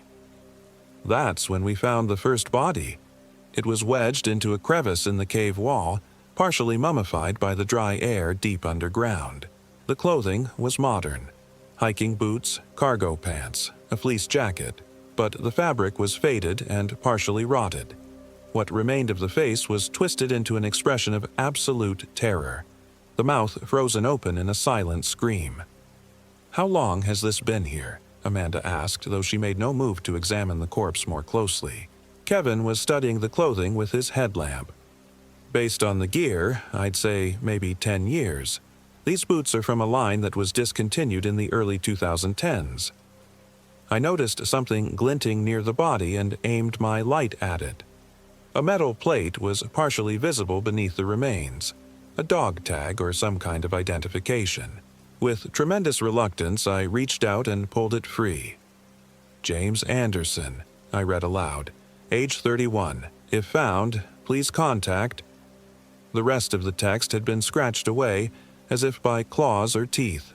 We found 6 more bodies as we continued through the cave system. All were positioned in similar ways, stuffed into crevices or small chambers as if they'd been cached there for later consumption. The newest couldn't have been dead for more than a few months, while the oldest were little more than bones and scraps of fabric. "Someone's been feeding," Amanda said, her voice barely above a whisper. "Storing food for the winter." That's when we heard Sarah calling for help. Her voice came from somewhere ahead of us in the tunnel system, weak and desperate. She was begging someone to let her go, pleading that she had a family who would be looking for her. The sound of her terror cut through me like a blade, overriding every survival instinct that was screaming at me to run in the opposite direction. We followed her voice deeper into the caves, our remaining battery power growing dimmer with each step. The tunnel began to widen, and soon we emerged into a vast underground chamber. Our lights couldn't reach the ceiling or the far walls. We might as well have been standing in the middle of an enormous cavern. Sarah was in the center of the space, suspended about 20 feet off the ground in what looked like a massive spider web. But the strands weren't silk. They were too thick, too ropey, and they glistened with a substance that looked suspiciously like saliva. Sarah was conscious but barely moving, her arms and legs tangled in the organic netting. "Help me," she croaked when she saw our lights. "Please, it's been down here for hours. I think something bit me. I can't feel my legs." That's when I saw movement in the shadows beyond her. It emerged slowly, as if it wanted us to get a good look. At first glance, it might have been human. It walked upright and had the basic arrangement of limbs and torso that suggested a primate ancestry. But the proportions were all wrong. Its arms were too long, hanging nearly to its ankles, and the fingers ended in curved claws that looked designed for digging through rock. Its head was elongated, almost horse-like, with a mouth that split its face nearly in half. But the worst part was its eyes. They were Sarah's eyes, perfectly replicated in every detail. As I watched in horror, the creature's face began to shift and change, taking on Sarah's features one by one. By the time it opened its mouth to speak, it was wearing Sarah's face like a mask. "Thank you for coming to get me," it said in Sarah's voice. "I knew you wouldn't abandon me down here." Kevin made a choking sound beside me. Amanda had gone completely rigid, her breathing reduced to shallow gasps. But I found my voice, though it came out as barely a whisper. "What did you do with her?" The thing wearing Sarah's face tilted its head, considering the question. "I am her," it said. "All of her memories, her fears, her relationships. I know how much she means to you, Michael. How you've been in love with her for 3 years but never found the courage to tell her." It was right. Sarah had been the reason I'd taken the job at the accounting firm. The reason I'd endured countless boring office parties and team-building exercises. I'd been planning to tell her how I felt during this camping trip, hoping that time away from work might give me the opportunity. The creature smiled with Sarah's mouth. "She felt the same way about you, you know. She was hoping you'd finally make a move this weekend." "You're lying," I said, but my voice cracked with the desperate hope that it might be true. "Am I?" The thing gestured to the real Sarah, still trapped in the web above us. "Why don't you ask her yourself?" I looked up at the figure suspended 20 feet overhead, and my heart nearly stopped. The thing in the web wasn't Sarah at all. It was wearing Kevin's face, Kevin's clothes, but its body was broken in ways that suggested it had been there much longer than a few hours. I spun around to look for Kevin, but he was gone. Amanda was backing away from me, her eyes wide with terror, but she wasn't looking at the creature. She was looking at me. "Michael," she whispered, "what happened to your face?" I raised my hands to my cheeks and felt skin that was wrong, too smooth, too cold. When I looked down at my arms, I saw that my hands were pale and elongated, the fingers ending in points that were already darkening into claws. The creature that had been wearing Sarah's face laughed, and the sound echoed through the cavern like breaking glass. "Did you really think you could walk into our domain and leave unchanged? Every breath you've taken down here, every drop of water you've consumed, has been preparing you for the transformation." I felt my spine beginning to stretch, my skull reshaping itself as new instincts flooded my mind. Hunger, unlike anything I'd ever experienced, gnawed at my stomach, and when I looked at Amanda, I found myself calculating how long her meat might last if properly preserved. But some part of me, the part that was still Michael Williams, still human, fought against the change. I grabbed Amanda's hand and pulled her toward what I hoped was an exit tunnel. "Run!" I gasped, though my voice was becoming something else, developing harmonics that human vocal cords couldn't produce. "Get out of here before it's too late." We stumbled through the darkness, our failing headlamps providing barely enough light to avoid the worst obstacles. Behind us, I could hear the creature giving chase, but it was in no hurry. It knew these tunnels better than we did, and it had time on its side. Amanda was crying as we ran, her breath coming in ragged sobs. "What's happening to you?" she kept asking. "What did that thing do to you?" I couldn't answer. The transformation was accelerating, my human thoughts becoming clouded by alien hungers and instincts. Part of me wanted to stop running, to turn around and rejoin the creature that had worn Sarah's face. It would be so much easier than fighting this change. But Amanda needed me to stay human long enough to get her out of the caves. We found what might have been the original entrance tunnel, though it looked different in our fading light. The passage sloped upward, and I could smell fresher air coming from somewhere ahead. But my new senses were also picking up other scents: fear, sweat, and the rapid heartbeat of prey running just ahead of me. Amanda stumbled, and when I helped her up, I had to concentrate to keep my changing hands from tearing her flesh. The claws were sharp now, and my grip was becoming dangerously strong. "Don't touch me," she whispered, seeing something in my face that terrified her.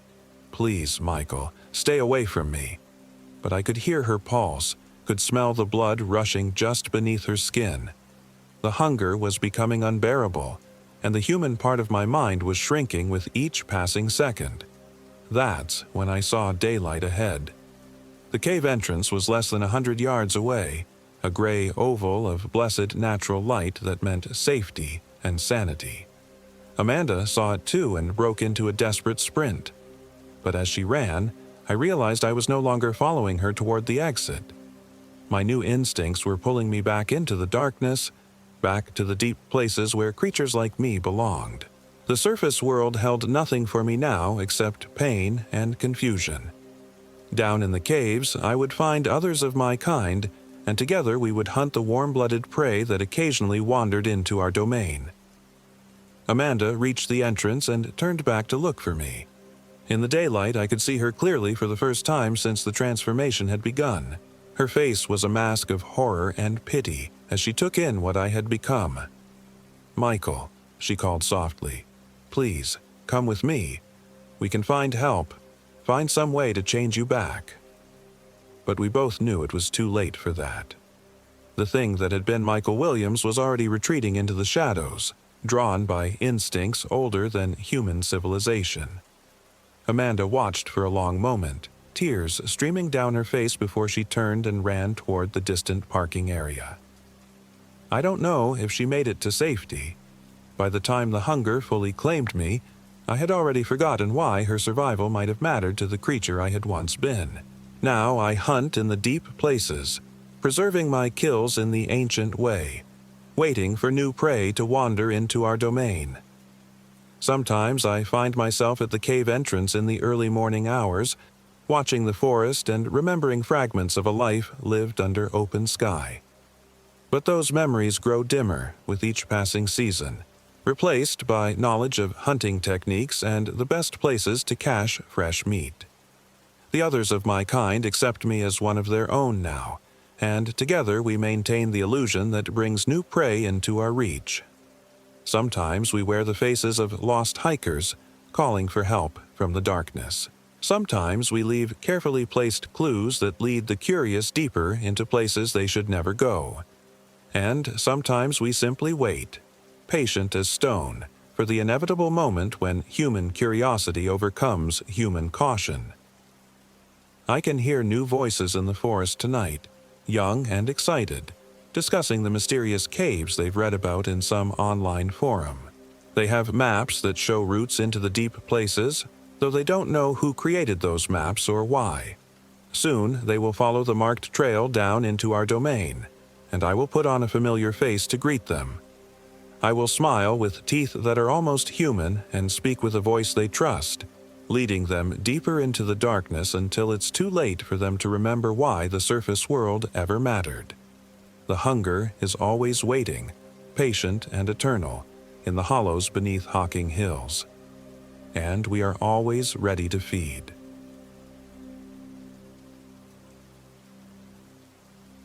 My name is Michael Williams, and I am 32 years old.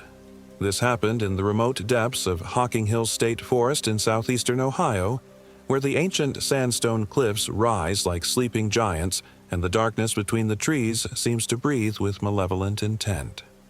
David Jones had been my best friend since college, and when he suggested we take a weekend camping trip to clear our heads after my messy divorce, I couldn't refuse. We'd done this countless times before.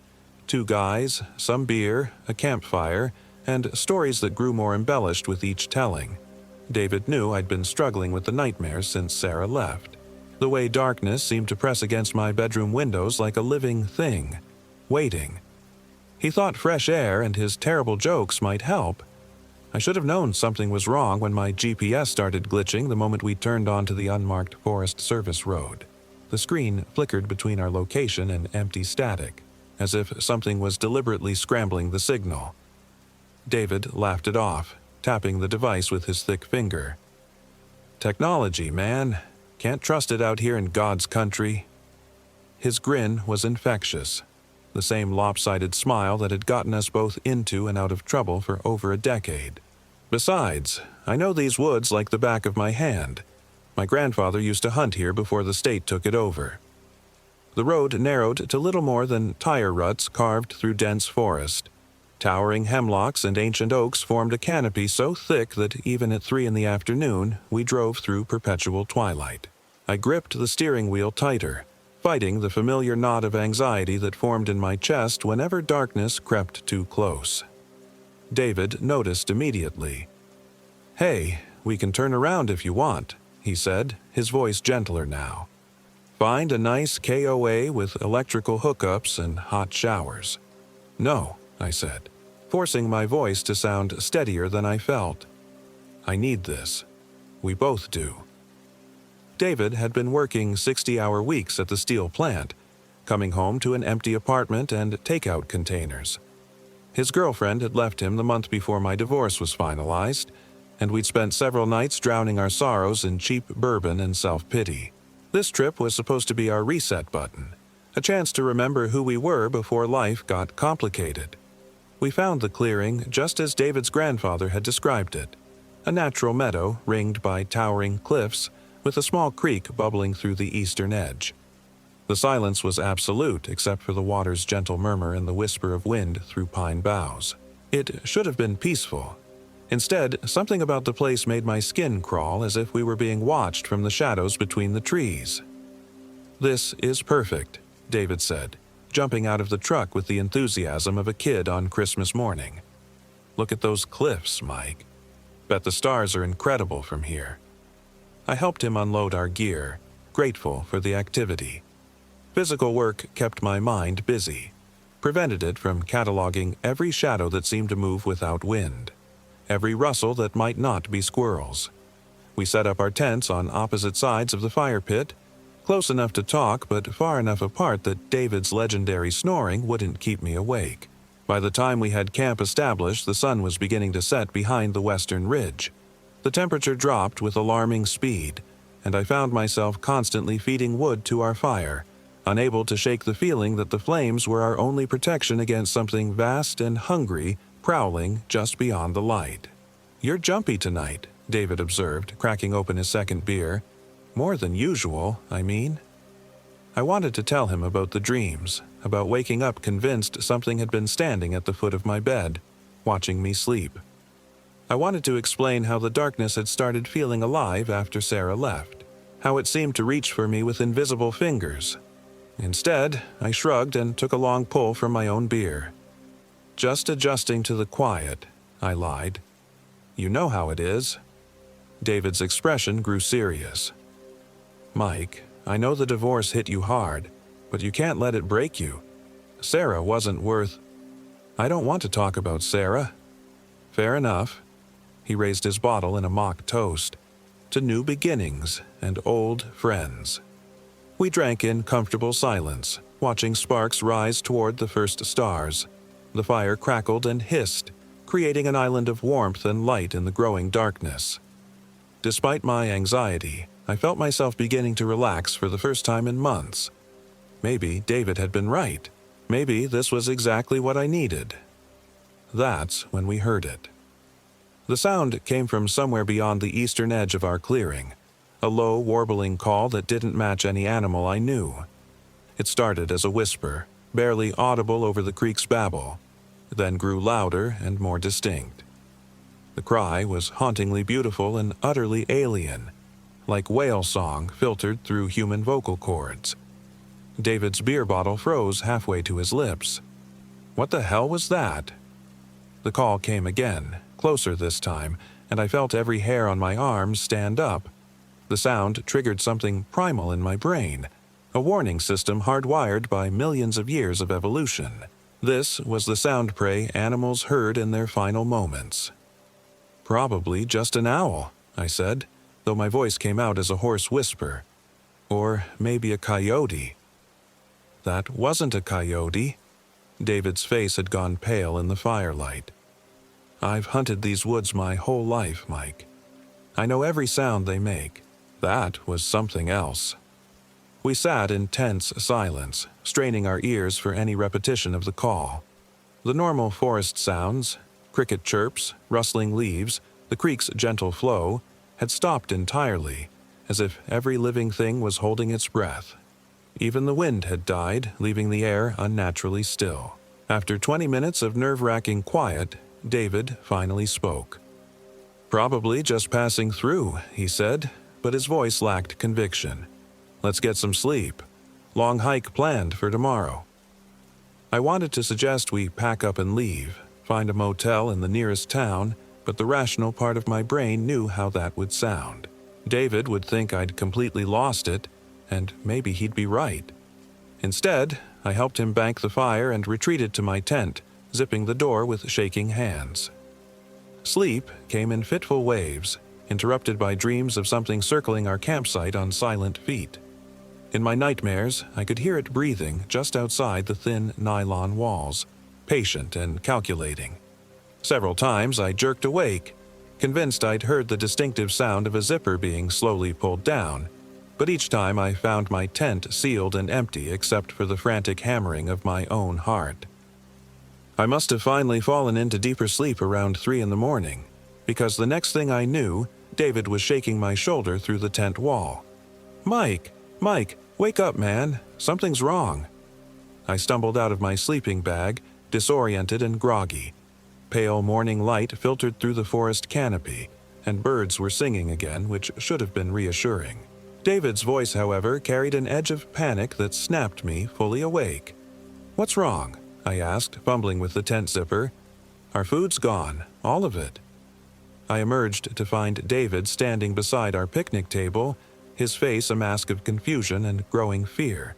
Every scrap of food we'd brought, coolers, dry goods, even a bag of marshmallows we'd left on the table, had vanished without a trace. More disturbing, there were no signs of struggle, no scattered containers or bear claw marks. The items had simply disappeared. "Bears don't clean up after themselves," David muttered, running his hands through his hair, "and I know I latched those coolers tight." I examined the area round the table, looking for tracks or any clue about what had happened. The ground was soft from recent rain, perfect for preserving footprints, but I found nothing. Not even our own boots had left clear impressions on the packed earth. "Maybe we should head home," I suggested, fighting to keep the relief out of my voice. "Cut the trip short. We can always come back another time." David's jaw set in the stubborn expression I knew well. "No way. I'm not letting some food thief run us off. There's a general store in Rockbridge about 10 miles north. We can resupply there and figure out how to secure our stuff better." Part of me wanted to argue, to point out that something about this situation felt fundamentally wrong, but David was already breaking down his tent with determined efficiency. I had no choice but to follow suit, stuffing my gear into my backpack with hands that still trembled slightly. The hike to David's truck took us along a narrow trail that wound through dense undergrowth. Ancient rhododendron bushes formed living tunnels overhead, their glossy leaves creating pockets of deep shadow even in broad daylight. I found myself constantly looking over my shoulder, unable to shake the feeling that we were being followed. Halfway to the parking area, David suddenly stopped dead in his tracks. "Mike," he said quietly, "look at this." 20 feet ahead, the trail was blocked by a massive fallen tree that definitely hadn't been there the day before. The trunk was easily 3 feet in diameter, far too heavy for 2 men to move, and it lay directly across the path at the exact point where the trail narrowed between 2 large boulders. "Storm must have brought it down during the night," I said, though I couldn't remember hearing any wind strong enough to topple such a large tree. David walked closer, examining the trunk's base. "Mike, this wasn't storm damage. Look at this."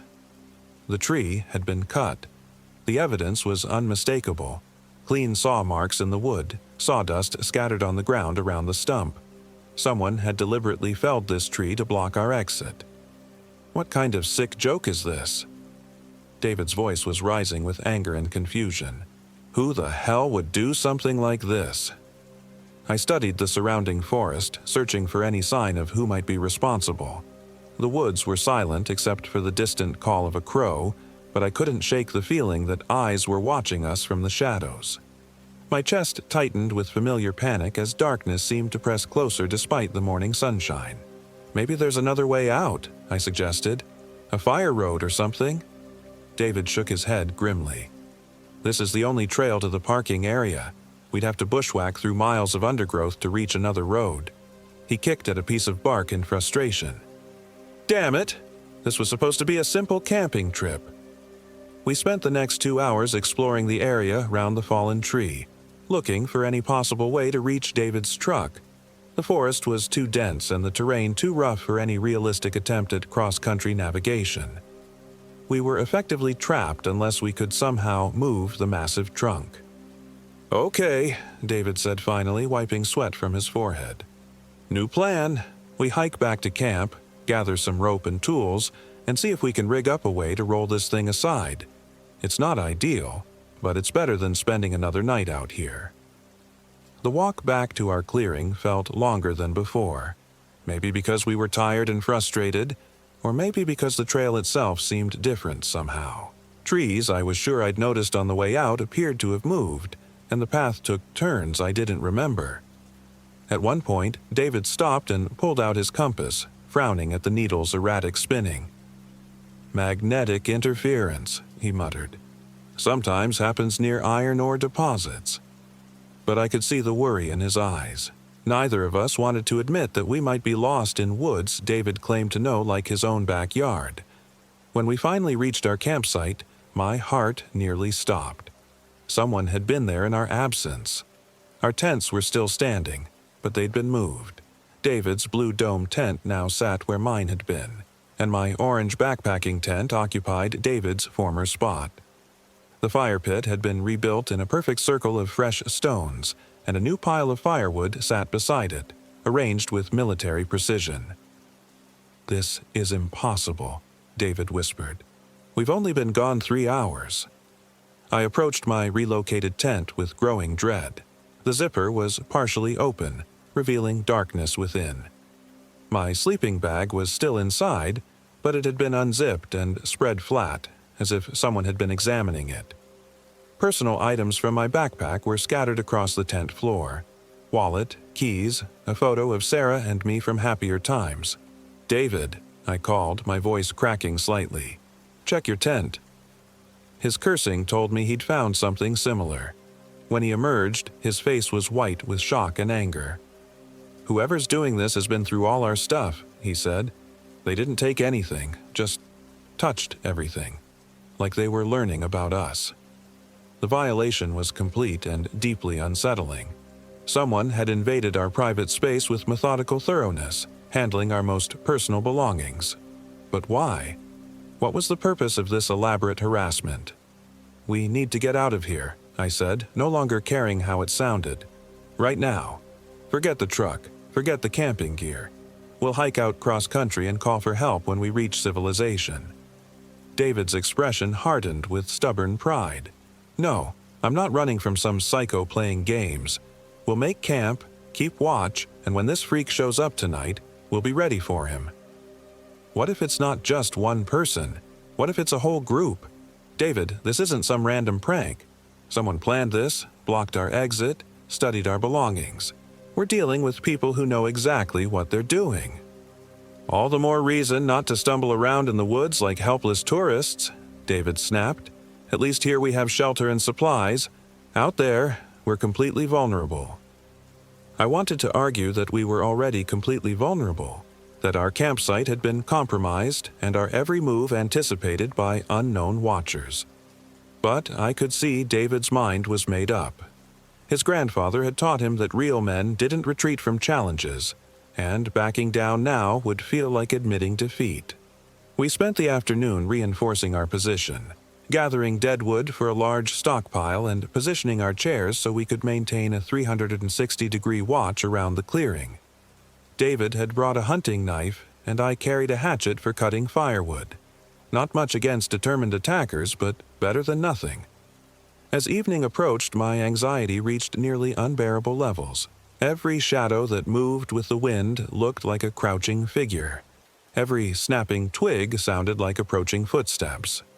The familiar knot in my chest tightened until breathing became difficult, and I found myself constantly checking over my shoulder for threats that might not exist. "You're going to give yourself a heart attack," David observed, though his own nerves were clearly frayed. "Try to relax. Whatever happens, we'll face it together." The sun disappeared behind the western ridge with agonizing slowness, painting the sky in shades of orange and red that reminded me uncomfortably of blood. As darkness settled over our campsite, we built the fire higher than safety recommended, creating a beacon of light that pushed back the encroaching shadows. The flames roared and crackled, consuming wood at an alarming rate, but neither of us cared about conservation. Light meant safety. Light meant survival. We'd been sitting in tense silence for perhaps an hour when the sound started. It began as a subtle rustling in the undergrowth beyond our circle of firelight, the kind of noise that could easily be attributed to small animals foraging for food. But gradually, the sounds became more deliberate and coordinated, as if multiple figures were moving through the forest in careful formation. "Do you hear that?" I whispered. David nodded grimly, his hand resting on the hunting knife's handle. "They're surrounding us." The rustling grew closer, and I caught glimpses of movement between the trees, dark shapes that seemed to flow rather than walk, always vanishing when I tried to focus on them directly. My night vision was compromised by staring into the fire, but I could swear I saw pale faces watching us from the darkness, appearing and disappearing like ghosts. Then the calling started. It was the same unearthly sound we'd heard the night before, but now it came from multiple directions at once. The warbling cries echoed off the sandstone cliffs, creating a disorienting symphony of inhuman voices. The sound seemed to burrow into my brain, triggering waves of primal terror that made rational thought nearly impossible. "What do they want?" I gasped, fighting the urge to flee into the darkness. "I don't know," David replied through gritted teeth, "but we're not going to find out by running." The calling continued for what felt like hours, though it was probably only minutes. The voices grew closer and more distinct, and I began to make out words within the alien warbling, or thought I did. My own name seemed to float on the night air, along with fragments of conversations David and I had shared. Someone was mimicking our voices, throwing our own words back at us from the darkness. Then, as suddenly as it had begun, the calling stopped. The silence that followed was more terrifying than the sounds had been. I strained my ears for any indication of what our tormentors might be planning, but heard nothing except the fire's crackling and my own ragged breathing. Even the normal forest sounds had disappeared again, leaving us isolated in a bubble of unnatural quiet. "Maybe they're gone," I whispered hopefully. David shook his head. "They're still out there. I can feel them watching." He was right. The sensation of being observed was overwhelming, like standing naked under spotlights. Every instinct screamed that predators were studying us, calculating our weaknesses, preparing for attack. The darkness beyond our fire seemed to pulse with malevolent intelligence. We maintained our vigil until nearly dawn, taking turns dozing fitfully while the other kept watch. Nothing else happened. No more sounds, no glimpses of movement, no further harassment. As the first pale light began filtering through the forest canopy, exhaustion finally overcame fear, and we both fell into deeper sleep. I woke to find David's chair empty and the fire burned down to cold ashes.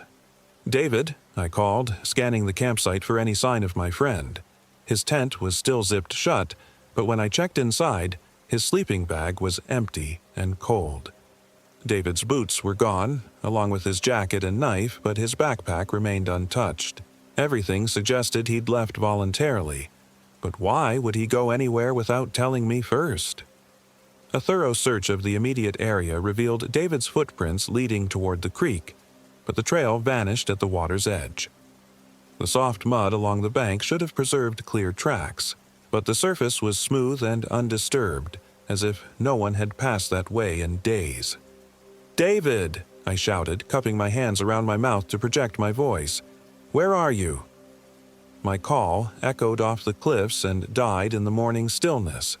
No response came back, not even the normal sounds of birds or small animals that should have been active at this hour. The forest felt completely dead, as if every living thing had fled during the night. Panic began to set in as I realized the full scope of my situation. I was alone in the wilderness with no vehicle, no clear exit route, and no idea what had happened to my best friend. The people or things that had been stalking us were still out there, and David might be their prisoner, or worse.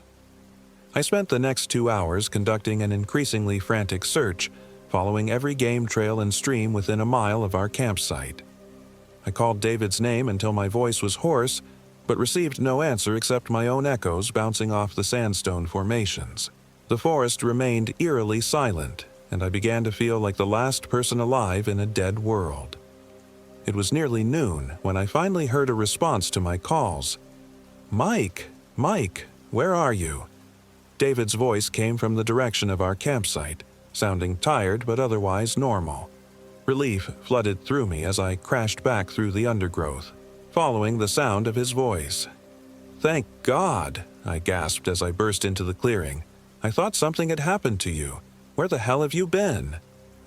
David stood beside the fire pit, looking disheveled but unharmed. His clothes were dirty and torn in several places, and there were scratches on his hands and face that suggested he'd been pushing through thick brush. But something about his posture seemed off, too rigid and controlled. "I couldn't sleep," he said without turning around. "Went for a walk to clear my head.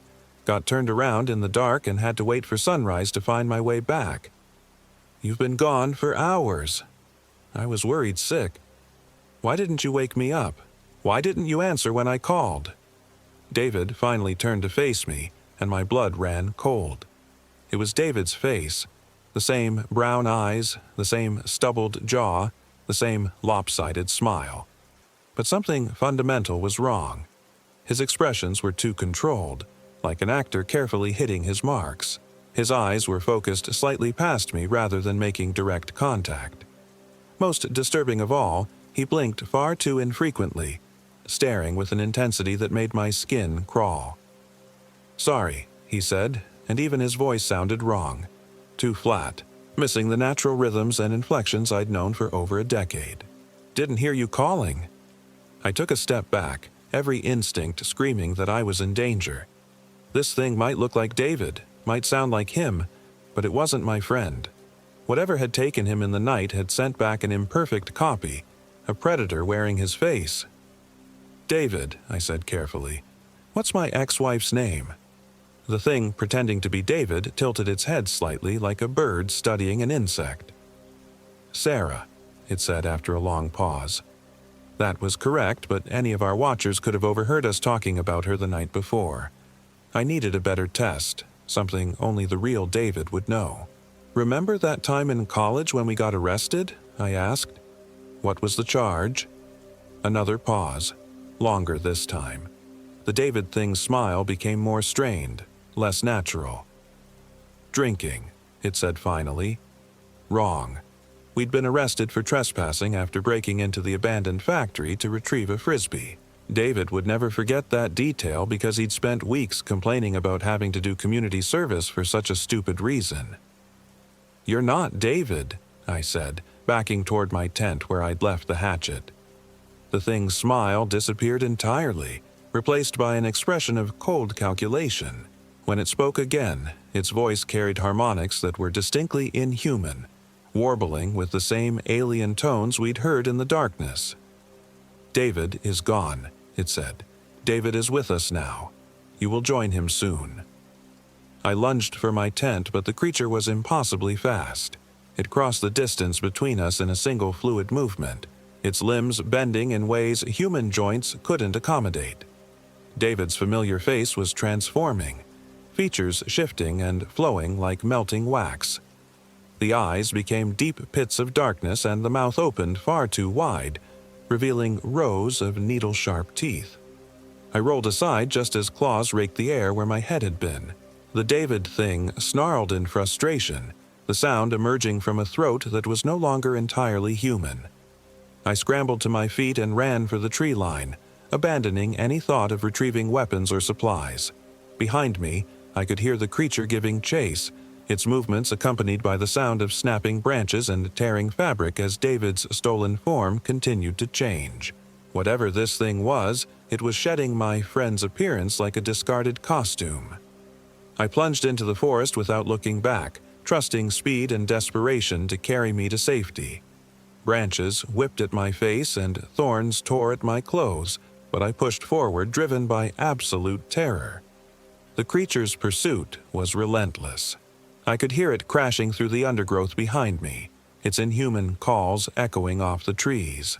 The chase lasted for what felt like hours but was probably only minutes.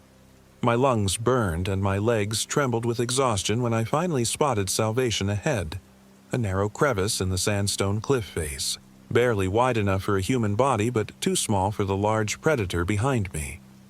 I squeezed into the gap just as claws raked against the stone where I'd been standing.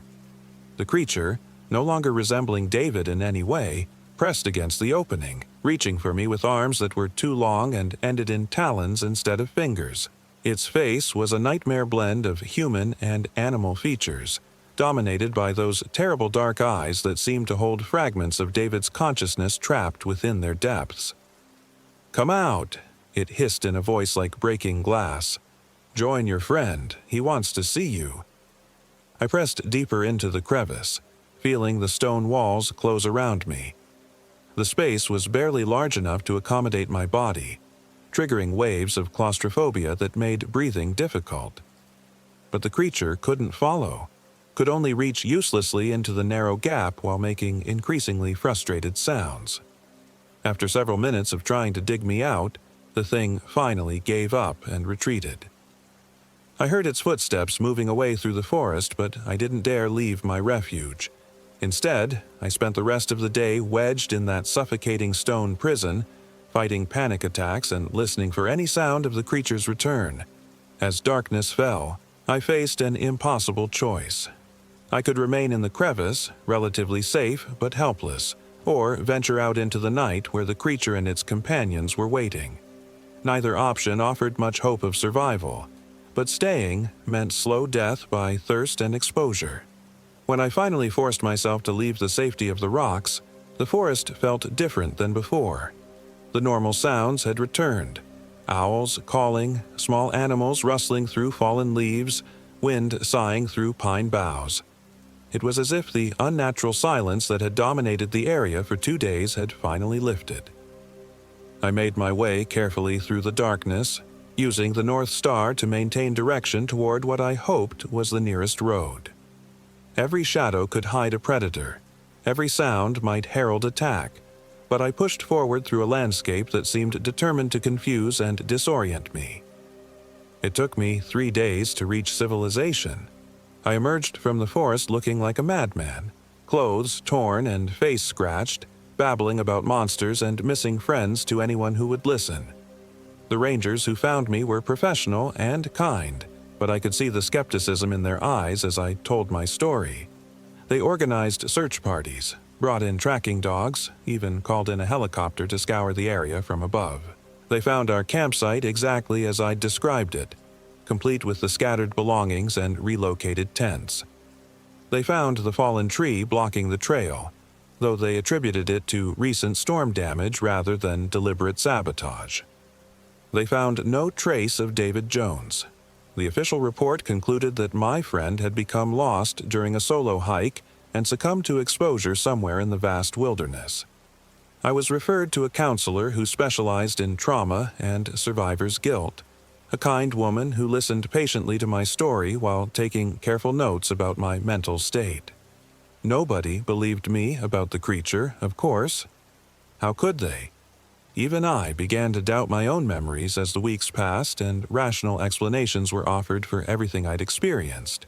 Stress from my divorce, sleep deprivation, dehydration, all perfectly reasonable causes for hallucinations and false memories.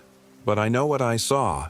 I know what happened to David out there in those ancient woods, where things older than human civilization still prowl in the shadows between the trees. And sometimes, late at night when the darkness presses against my windows, I think I can hear David's voice calling my name from somewhere far away. He sounds different now, hungry, patient, waiting for me to come back.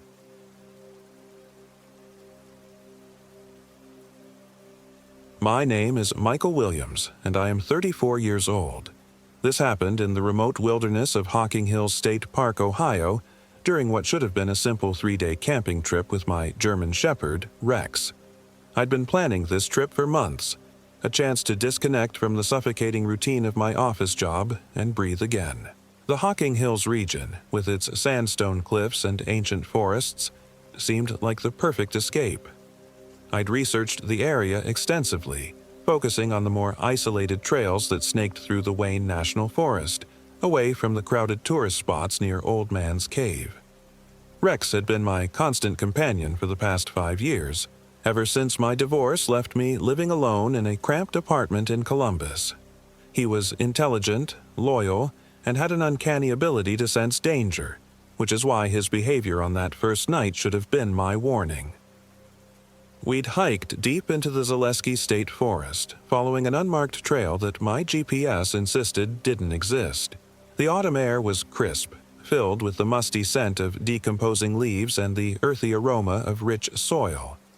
Ancient oaks and maples formed a cathedral overhead, their branches filtering the dying sunlight into dancing patterns on the forest floor. By evening, we'd reached what seemed like the perfect campsite, a small clearing beside a narrow creek that babbled pleasantly over smooth stones. The area felt untouched, primordial. No tire tracks, no cigarette butts, no evidence that humans had ever disturbed this place. That should have been my first clue. I set up my tent with practiced efficiency while Rex explored the perimeter, his nose working overtime to catalog the countless scents that filled the wilderness air. But as darkness began to settle over the forest like a heavy blanket, his demeanor changed. His ears perked forward, then flattened against his skull. His hackles rose in a ridge along his spine, and a low whine escaped his throat. "What is it, boy?" I asked, following his gaze into the darkening tree line. Nothing moved. The forest had grown unnaturally quiet. No crickets, no owls, no rustling of small creatures in the underbrush. Even the creek seemed to have muffled its cheerful babbling to a whisper. I built a fire as much for comfort as warmth, gathering deadwood from the surrounding area. Rex stayed close, pressing against my leg whenever I moved away from the flames. The wood caught easily, painting our small circle of safety in warm orange light that pushed back the encroaching darkness. Dinner was simple. Canned soup heated over the flames and shared with Rex, who normally would have wandered the campsite investigating every interesting smell. Instead, he remained glued to my side, his eyes constantly scanning the shadows beyond our firelight. The first strange thing happened around midnight. I was just drifting off to sleep when Rex began to growl, a deep, rumbling sound that seemed to vibrate through the ground itself. I sat up, listening intently. At first, I heard nothing but the whisper of wind through the trees. Then, carried on the night air, came the sound of footsteps. They were heavy, deliberate, circling our campsite just beyond the reach of our dying fire. But there was something wrong with the rhythm. Too slow, with pauses that lasted just a beat too long. I grabbed my flashlight and swept it across the tree line, but the beam revealed nothing but bark and leaves. "Hello?" I called out, my voice sounding small and uncertain in the vast darkness. "Is someone there?" The footsteps stopped. The silence that followed was so complete it seemed to have weight, pressing down on us like a physical presence. Rex's growling had ceased, but his body remained tense, every muscle coiled like a spring. I spent the rest of the night feeding the fire, unable to shake the feeling that we were being watched. Every shadow seemed to move, every sound, the crack of settling wood, the rustle of leaves, sent my heart racing. Rex never relaxed, his eyes fixed on points in the darkness that my own vision couldn't penetrate. Dawn brought relief, but also confusion. My phone, which had shown 3 bars of signal when I'd checked the weather the evening before, now displayed no service. The GPS had locked up entirely, showing our location as a blue dot floating in an endless gray void. Most disturbing of all, my compass spun lazily without settling on any direction. "Just interference from the cliffs," I told Rex, who was investigating the area where we'd heard the footsteps. His nose worked frantically, following some scent trail that led him in tight circles around our campsite. "Happens all the time in areas with high iron content in the rock." But even as I spoke the words, I didn't believe them. I'd camped in similar terrain before without experiencing such complete equipment failure. We broke camp early, eager to put distance between ourselves and whatever had stalked us through the night. The trail, which had been clearly marked on my map, seemed to have vanished entirely. Paths branched and rejoined in ways that defied the topography I'd studied, leading us deeper into the forest rather than toward our planned destination. By midday, we were thoroughly lost. The canopy had grown so thick that only occasional shafts of sunlight penetrated to the forest floor, creating a perpetual twilight that played tricks on the eyes. The trees themselves seemed wrong somehow. Too tall, too gnarled, with bark that appeared to shift and move when viewed from the corner of my eye. Rex had begun to exhibit increasingly strange behavior. He would suddenly stop walking and stare intently at empty air, his head cocked as if listening to sounds I couldn't hear. Twice he let out sharp barks at nothing, the sound echoing oddly in the oppressive silence of the forest. That afternoon, we encountered the first sign that we weren't alone in these woods. The deer carcass hung from a massive oak tree, suspended 15 feet above the ground by what appeared to be its own intestines. The body had been opened from throat to pelvis with surgical precision, but instead of the expected decomposition, the flesh looked fresh, almost alive. Worse still, the head had been removed and placed carefully at the base of the tree, its glassy eyes staring directly at the spot where we stood. Rex backed away, whimpering. The fur along his spine stood erect, and his lips pulled back to reveal his teeth. But he wasn't looking at the grotesque display. His attention was focused on something behind us. I spun around to find a figure standing at the edge of a grove of young birch trees. At first glance, it appeared to be a man, tall, wearing what looked like hunting clothes. But something about the proportions was wrong. The arms hung too long, nearly reaching the knees. The head sat at an odd angle on the shoulders, tilted just slightly too far to one side. "Hey," I called out, surprised by how loud my voice sounded in the unnatural quiet. "Are you okay? Do you need help?" The figure didn't respond. It simply stood there, motionless, watching us with an intensity that made my skin crawl. Then, with jerky, unnatural movements, it raised one impossibly long arm and beckoned for us to follow. Every instinct screamed at me to run, but where could we go? We were lost, our navigation equipment useless, surrounded by miles of trackless wilderness. And despite its disturbing appearance, this thing might be our only chance of finding our way back to civilization. "Stay close," I whispered to Rex, who pressed himself against my leg as we approached the figure. Up close, the wrongness became even more apparent.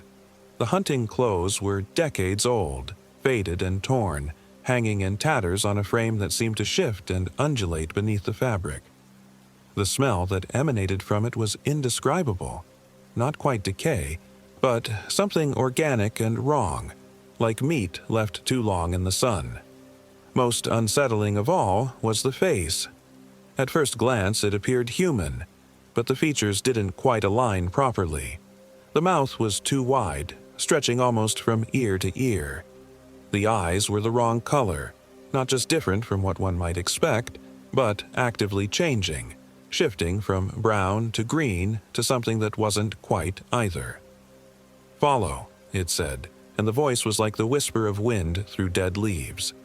It turned and began walking deeper into the forest with that same unnatural gait.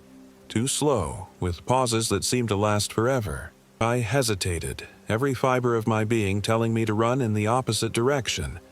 But as I glanced around the darkening forest, I realized we had no choice. We were completely lost, night was approaching, and this thing, whatever it was, might be our only chance of survival.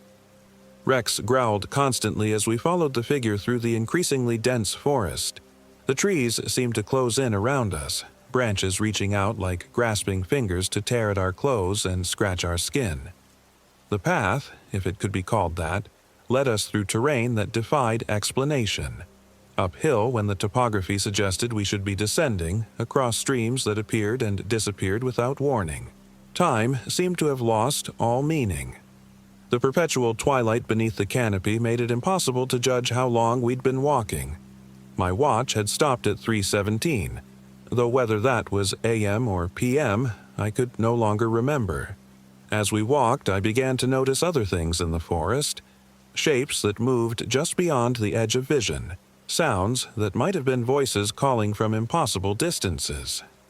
Rex's ears swiveled constantly, tracking sounds I couldn't hear, and his eyes reflected an intelligence that seemed almost human in its fear. The figure ahead of us never looked back, never spoke, simply continued its jerky progress through the increasingly alien landscape. But I began to notice that it cast no shadow, even when we passed through the occasional shaft of sunlight that managed to penetrate the canopy. We walked until exhaustion forced me to call for a rest. The figure stopped immediately, turning to face us with that unnatural twist of its head. Up close, I could see that its clothes weren't just old. They were rotting, held together by something that might have been sinew or might have been something worse. "How much farther?" I asked, though I wasn't sure I wanted an answer. The thing's too wide mouth opened, revealing teeth that were not quite human, too sharp, too numerous, arranged in rows like a shark's. When it spoke, the words seemed to come from somewhere behind it rather than from its mouth. "Soon," it whispered, "very soon now." Rex suddenly lunged forward, his teeth bared in a snarl. But instead of attacking the figure, he bit down on my sleeve and began pulling me backward, away from our guide. His eyes were wide with terror, and the message was clear. Whatever this thing was leading us to, we didn't want to find it. That's when I noticed the smell on the wind, something burning, but not wood, something organic, something that made my stomach turn and my mouth fill with bile.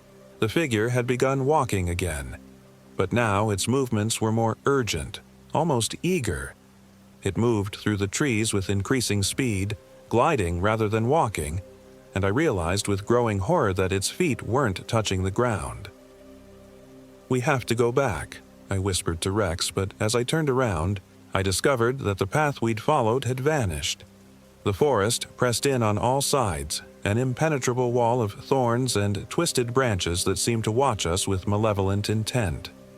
We had no choice but to follow. The smell grew stronger as we progressed, joined by other odors that defied description. Sweet and rotten, metallic and organic, familiar yet utterly alien. Rex's whimpering had become constant now, and I could feel his body trembling against my leg. Then, through the trees ahead, I saw light. Not the warm glow of firelight, but something cold and blue that seemed to pulse with its own rhythm. The figure had stopped at the edge of a clearing, and for the first time since we'd encountered it, it turned to face us fully. Its face had changed. The human features had melted away like wax, revealing something underneath that my mind refused to process. It was as if someone had tried to sculpt a human face from memory but had gotten all the proportions wrong. The eyes were too large, too dark, like pools of black water that reflected nothing. The mouth had become a vertical slit that ran from where the nose should have been down to what might have been a chin. "You are expected," it said, and the voice came from everywhere and nowhere, echoing inside my skull rather than through my ears. The clearing beyond was bathed in that sickly blue light, and as my eyes adjusted, I could make out shapes arranged in a rough circle. At first, I thought they were standing stones, some kind of ancient monument. Then I realized they were too organic, too mobile, swaying gently despite the absence of any wind. They were people. or had been people, once. Now they stood in perfect stillness, their faces turned toward the center of the clearing where something large and dark pulsed with that unnatural light. Their clothes were from different eras. Some wore modern hiking gear like my own. Others were dressed in fashions that seemed decades old, and a few wore the simple homespun clothing of early settlers. But they were all wrong. Their limbs had been stretched and twisted into impossible configurations. Their faces had been altered, features rearranged in ways that hurt to look at. And their eyes reflected that same alien intelligence I'd seen in the thing that had led us here. "Welcome," said a voice from the center of the clearing, and I realized it was coming from the dark, pulsing mass. "We have been waiting for you." Rex broke. With a howl that contained more pain than any animal should be capable of expressing, he tore free from my grip and plunged into the forest. I heard him crashing through the underbrush, his cries growing fainter as distance swallowed him up. I wanted to run, too, but my legs wouldn't obey. The figures in the clearing had begun to move, turning their ruined faces toward me with synchronized precision. As they did, I caught glimpses of what had been done to them. Flesh rearranged like clay, bones bent into angles that defied anatomy, mouths opened in permanent, silent screams. "Do not fear," the central voice continued, and now I could see that the dark mass was not a thing but a person, or what had once been a person. It was impossibly tall, stretched like taffy until its proportions became nightmare fuel. Its skin was the color of old leather and seemed to shift and crawl as if something moved beneath it. "The transformation is painful only at first. After, there is only service, only purpose." The figure that had led us here was moving closer, its movements now fluid and predatory. As it approached, I could see that what I had taken for clothes were actually strips of skin, flayed from previous victims and worn like grotesque ornaments. "You will join our family," it whispered, reaching out with fingers that had too many joints. "You will help us hunt, help us feed, help us grow." That's when the gunshot echoed through the clearing. The twisted figure spun around, a dark hole appearing in what had once been its chest. For a moment it looked genuinely surprised, as if the concept of resistance was foreign to it. Then it crumpled to the ground, its form dissolving into something that might have been smoke or shadow. "Get down!" a voice shouted, and I dove to the ground as more gunshots rang out. Through the chaos, I caught glimpses of figures in military fatigues moving through the trees, their weapons trained on the nightmare congregation in the clearing. The transformed humans began to move with inhuman speed, their twisted forms becoming blurs of motion as they attacked the newcomers. But the soldiers, if that's what they were, seemed prepared for this. Their weapons fired specialized rounds that seemed to have been designed specifically for these creatures. Where the bullets struck, the twisted flesh simply ceased to exist, leaving gaps that revealed nothing inside. "This way," one of the soldiers shouted, grabbing my arm and hauling me to my feet. "We need to move now." I didn't argue. As we ran through the forest, I could hear inhuman screams behind us, sounds that no human throat should have been capable of producing. The blue light was growing brighter, more intense, and I could feel heat against my back as something began to burn. We ran for what felt like hours, the soldiers guiding us through the forest with the efficiency of people who knew the terrain intimately. Behind us, the screaming gradually faded, replaced by an ominous silence that was somehow worse. Finally, we emerged from the tree line to find a military convoy waiting, armored vehicles, more soldiers, and equipment I didn't recognize. The soldier who had pulled me from the clearing was a woman in her 40s, her face bearing the kind of scars that spoke of extensive combat experience. "You're lucky we found you when we did," she said, helping me into one of the vehicles. "Another few minutes, and there wouldn't have been enough left to save." "What were those things?" I asked, my voice barely a whisper. She studied me for a moment, as if weighing how much to reveal. "Something that should have stayed buried," she said finally. "Something that's been feeding in these woods for longer than anyone wants to admit." As we drove away from the forest, she told me fragments of the truth. The military had been monitoring the area for decades, tracking disappearances that followed a pattern too specific to be coincidence. Hikers, campers, hunters, all vanishing without a trace in the same region of the Hocking Hills. Those who were found alive told stories that were dismissed as hallucinations brought on by exposure and dehydration.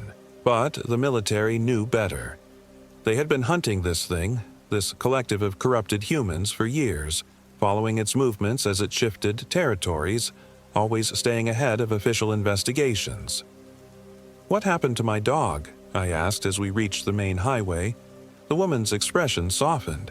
"We found him about a mile from the clearing, hiding in a cave. He's in the last vehicle. Traumatized, but alive." Relief flooded through me, followed immediately by guilt. Rex had tried to warn me from the very beginning.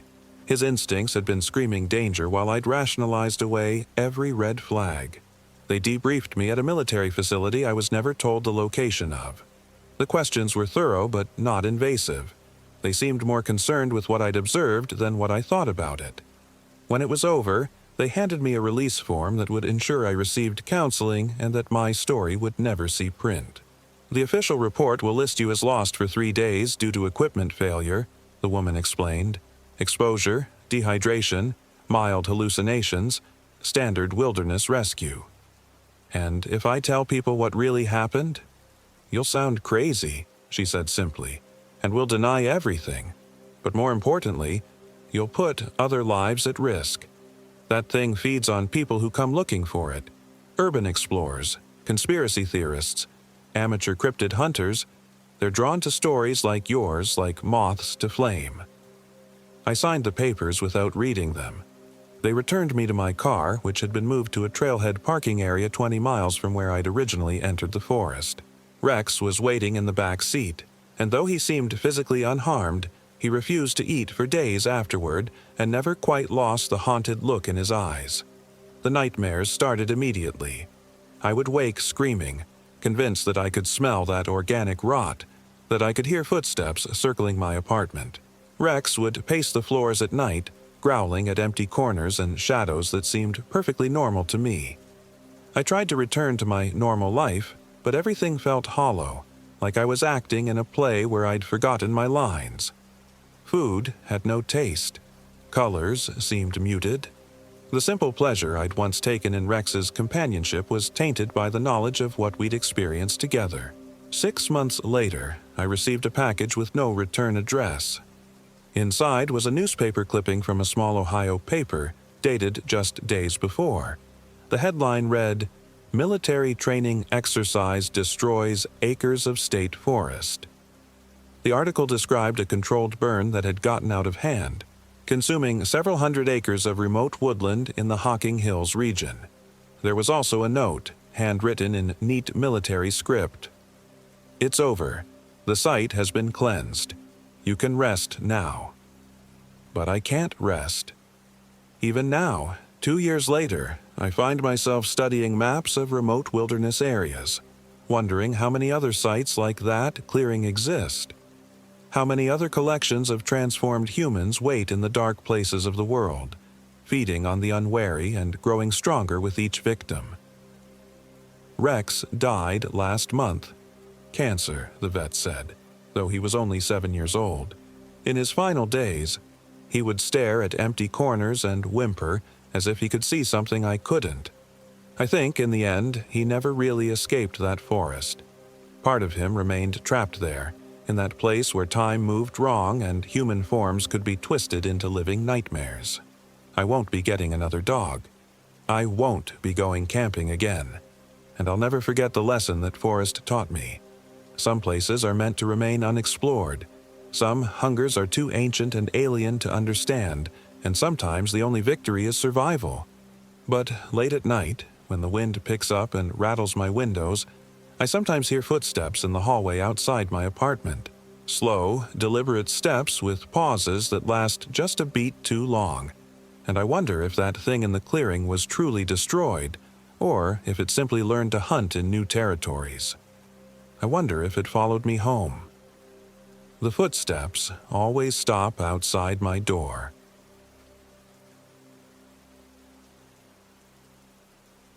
My name is Michael Williams, and I am 29 years old. This happened in October of last year, deep in Shawnee State Forest in southern Ohio, and I still wake up screaming some nights, clawing at my sheets until my fingernails bleed. The four of us had been planning this camping trip for months. Sarah Rodriguez, my girlfriend of 3 years, had been pushing for us to disconnect and spend some quality time in nature. Brandon Clark, my college roommate and best friend since freshman year, was going through a messy divorce and needed the distraction. Lisa Gonzalez, Sarah's co-worker from the marketing firm, had recently moved to Columbus from California and wanted to experience authentic Ohio wilderness. The irony of that phrase makes me sick now. We chose Shawnee State Forest because Brandon had found some obscure camping blog that recommended the remote backcountry sites near Copperhead Hollow. No cell service, no crowds, just pure wilderness, the blog had promised. The area was a 30-minute hike from the nearest road, accessible only by an unmarked trail that supposedly followed an old logging route from the 1940s. Looking back, I should have questioned why that trail wasn't on any official Forest Service maps. The drive down from Columbus took us through increasingly rural countryside. We passed through Portsmouth, then smaller towns with names like Otway and Rardon, until finally we reached the gravel road that led to the trailhead. The October sky was the color of old pewter, pregnant with the threat of rain, and the temperature had dropped 15 degrees since we left the city that morning. "Jesus, this place feels like the middle of nowhere," Lisa said as we unloaded our gear from Brandon's Jeep. She pulled her North Face jacket tighter around her shoulders and surveyed the wall of trees that stretched in every direction. The forest was thick with oak, maple, and beech, their leaves a patchwork of orange and brown that rustled in the wind with a sound like whispered warnings. Sarah consulted her GPS unit, frowning at the screen. "That's weird. It's showing our location as about 5 miles south of where we should be." "These units get screwy in heavy tree cover," Brandon said, shouldering his massive backpack with practiced ease. "The blog said to follow the yellow trail markers. Should be easy enough." The trail started innocuously, a well-worn path marked with faded yellow blazes painted on tree trunks every 50 yards or so. For the first 20 minutes, we hiked in good spirits, chatting about work and Brandon's upcoming court date. The forest around us was beautiful in that stark autumn way, all gold light filtering through bare branches and the earthy smell of decomposing leaves. But something felt off from the beginning, though I couldn't put my finger on what. The woods were too quiet. In all my years of hiking, I'd never experienced such complete silence. No bird calls, no rustling of small animals in the underbrush, no buzz of insects. Just our footsteps and breathing, and the occasional crack of a twig underfoot that seemed to echo longer than it should have. "Anyone else notice how quiet it is?" Lisa asked, echoing my thoughts. "Probably just the weather," Sarah said, but her voice carried a note of uncertainty. "Animals hunker down before storms." After about 45 minutes of hiking, Brandon stopped abruptly. "Hold up, where the hell are the trail markers?" We looked around. He was right. The yellow blazes that had been consistently marking our path were nowhere to be seen. Worse, the trail itself seemed to have disappeared. We were standing in a small clearing surrounded by dense woods, with no obvious path in any direction. "When did you last see a marker?" I asked. Brandon scratched his beard, thinking. "Maybe 10, 15 minutes ago. I thought I was following the trail, but—" He gestured helplessly at the trees around us. Sarah pulled out her GPS again, and her face went pale. "This can't be right. According to this, we're not even in Shawnee State Forest anymore. It's showing us as being in some place called Serpent Mound State Memorial, which is like 40 miles from here." "Let me see that." I took the GPS unit and stared at the screen. The little arrow representing our position was indeed showing us in the wrong location, surrounded by what appeared to be open fields rather than forest. But when I looked up from the screen, we were clearly deep in thick woods. "This thing must be malfunctioning. We should head back," Lisa said. and there was an edge of panic in her voice that made my stomach clench. "This doesn't feel right." But when we turned around, there was no clear path back the way we'd come. The forest seemed to have closed in behind us, a wall of identical trees and undergrowth with no obvious route through. "Okay, don't panic," I said, more to calm myself than the others. "We follow the compass bearing back north. We were heading roughly southeast, so north should take us back toward the road." But even as I said it, I was fighting a growing sense of unease.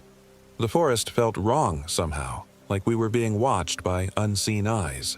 The silence was oppressive, broken only by the occasional distant crack of what sounded like large branches breaking. We pushed through the underbrush for what felt like hours, following my compass north. The woods grew thicker and darker as we went, the canopy overhead so dense that it felt like twilight even though it was only mid-afternoon.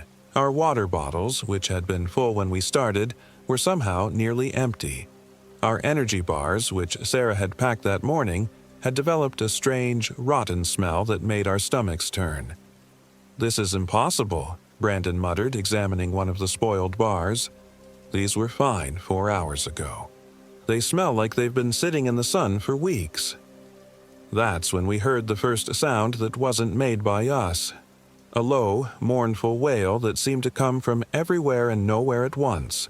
It started as barely audible and gradually rose in pitch and volume until it filled the forest around us, making the hair on the back of my neck stand up.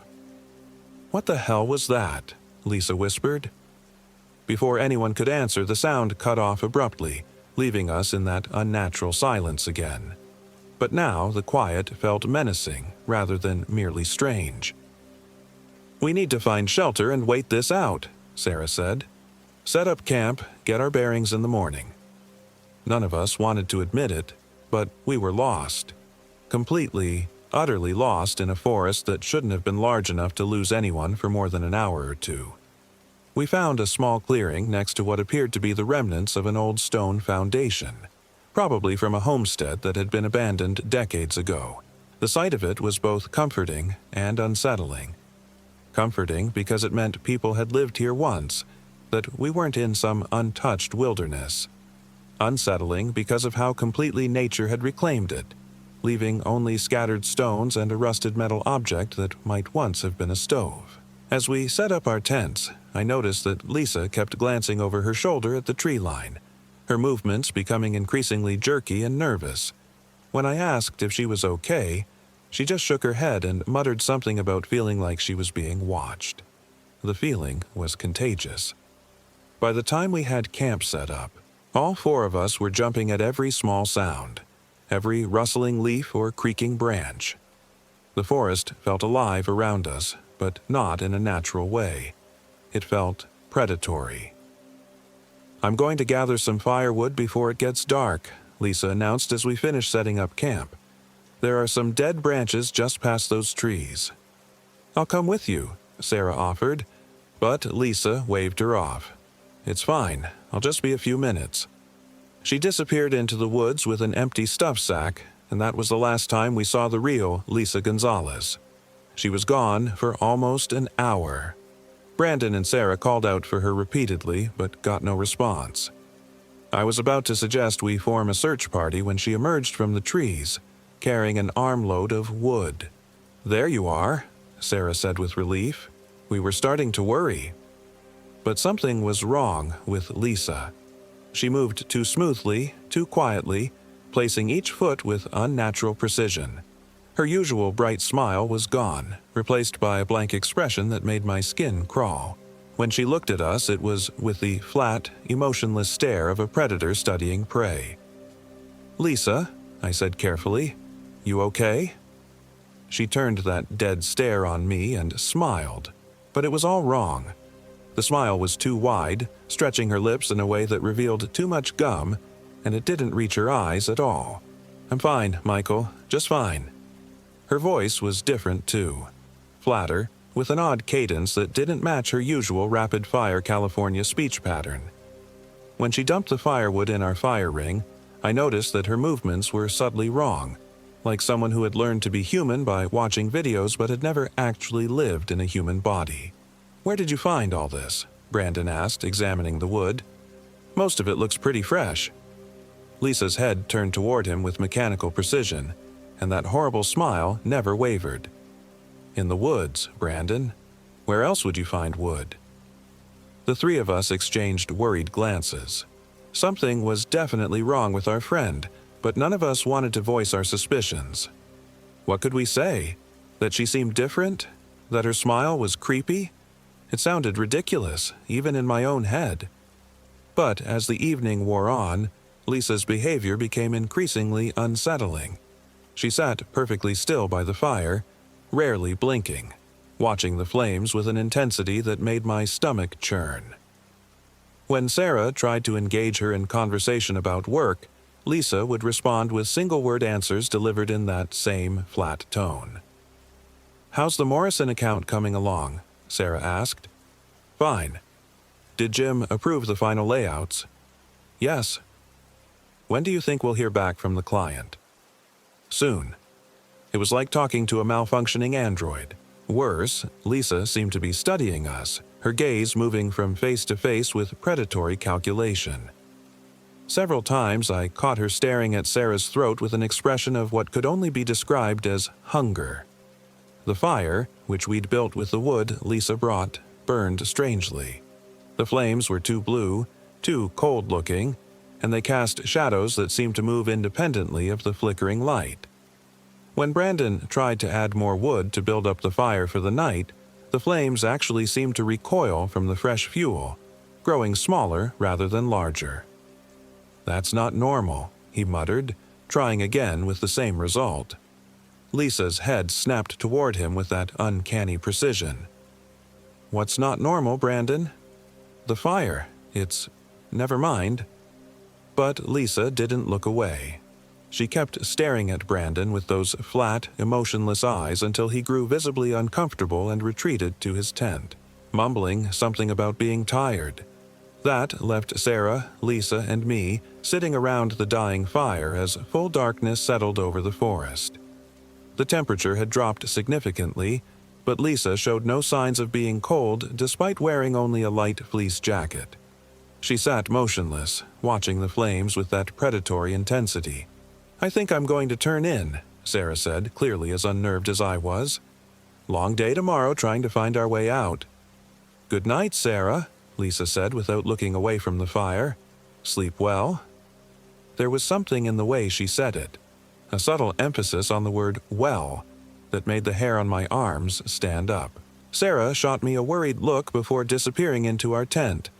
That left me alone with Lisa, or whatever Lisa had become. We sat in silence for several minutes, the only sound the pop and hiss of the strange blue fire. I kept glancing at her, trying to figure out what was wrong, what had changed during her brief disappearance into the woods. That's when I noticed her hands. Lisa's fingernails had always been perfectly manicured, painted in bright colors that changed weekly, but the hands folded in her lap now had long, yellowed nails that curved into sharp points. Her skin, which had been smooth and slightly tanned from her California background, was now pale and rough with a grayish tint that made her look corpse-like in the firelight. "Lisa," I said carefully, "are you feeling all right? You seem... different." She turned that mechanical precision toward me again, and when she smiled I saw that her teeth had changed too. They were too sharp, too numerous, like the dental array of something that had evolved to tear meat from bone. "I feel wonderful, Michael," she said, and her voice carried an undertone that was definitely not human. "Better than I've ever felt." I stood up slowly, trying not to make any sudden movements. "I think I'm going to check on Brandon," I said, backing toward his tent. "Brandon's sleeping," Lisa said, and something in her tone made my blood turn to ice. "Very deeply." I fumbled for the zipper of Brandon's tent with shaking hands. "Brandon?" I called softly. "You awake?" No response. I unzipped the tent fly and peered inside, using my phone's flashlight to illuminate the interior. Brandon's sleeping bag was there, still zipped up, but it was empty. Worse, it had been unzipped from the inside, the zipper pull hanging loose at the foot of the bag. Brandon, I called more loudly, spinning around to scan the campsite. Lisa was gone. I stood alone next to Brandon's empty tent, my heart hammering against my ribs. The fire had died to barely glowing embers, casting the campsite in deep shadows that seemed to pulse and writhe with their own life. The silence of the forest pressed in around me like a physical weight. "Sarah!" I shouted, rushing to our tent. "Sarah, wake up!" But when I unzipped the tent fly, I found it empty too. Like Brandon's, Sarah's sleeping bag was unzipped from the inside, as if she had climbed out voluntarily. But I would have heard her leave. I was a light sleeper, and the tent zipper was loud enough to wake the dead. I was alone in a forest that shouldn't exist, with whatever had taken the place of my friends. That's when I heard the laughter. It started low and soft, barely audible over the wind in the trees. But it grew louder and more distinct, echoing through the forest from multiple directions at once. It was Lisa's laugh, but wrong somehow. Too musical, too perfect, like wind chimes made from human bones. "Michael," her voice called from the darkness beyond the trees. "Come play with us, Michael. We're having so much fun." I grabbed my backpack and headlamp, my hands shaking so badly I could barely work the buckles. Whatever was out there, it wasn't my friends anymore. Every instinct I had was screaming at me to run, to put as much distance between myself and this place as possible. But as I stumbled away from the campsite, crashing through the underbrush with my headlamp cutting a weak cone of light through the darkness, I realized that the forest itself was working against me. Branches caught at my clothes and backpack with what felt like deliberate malice.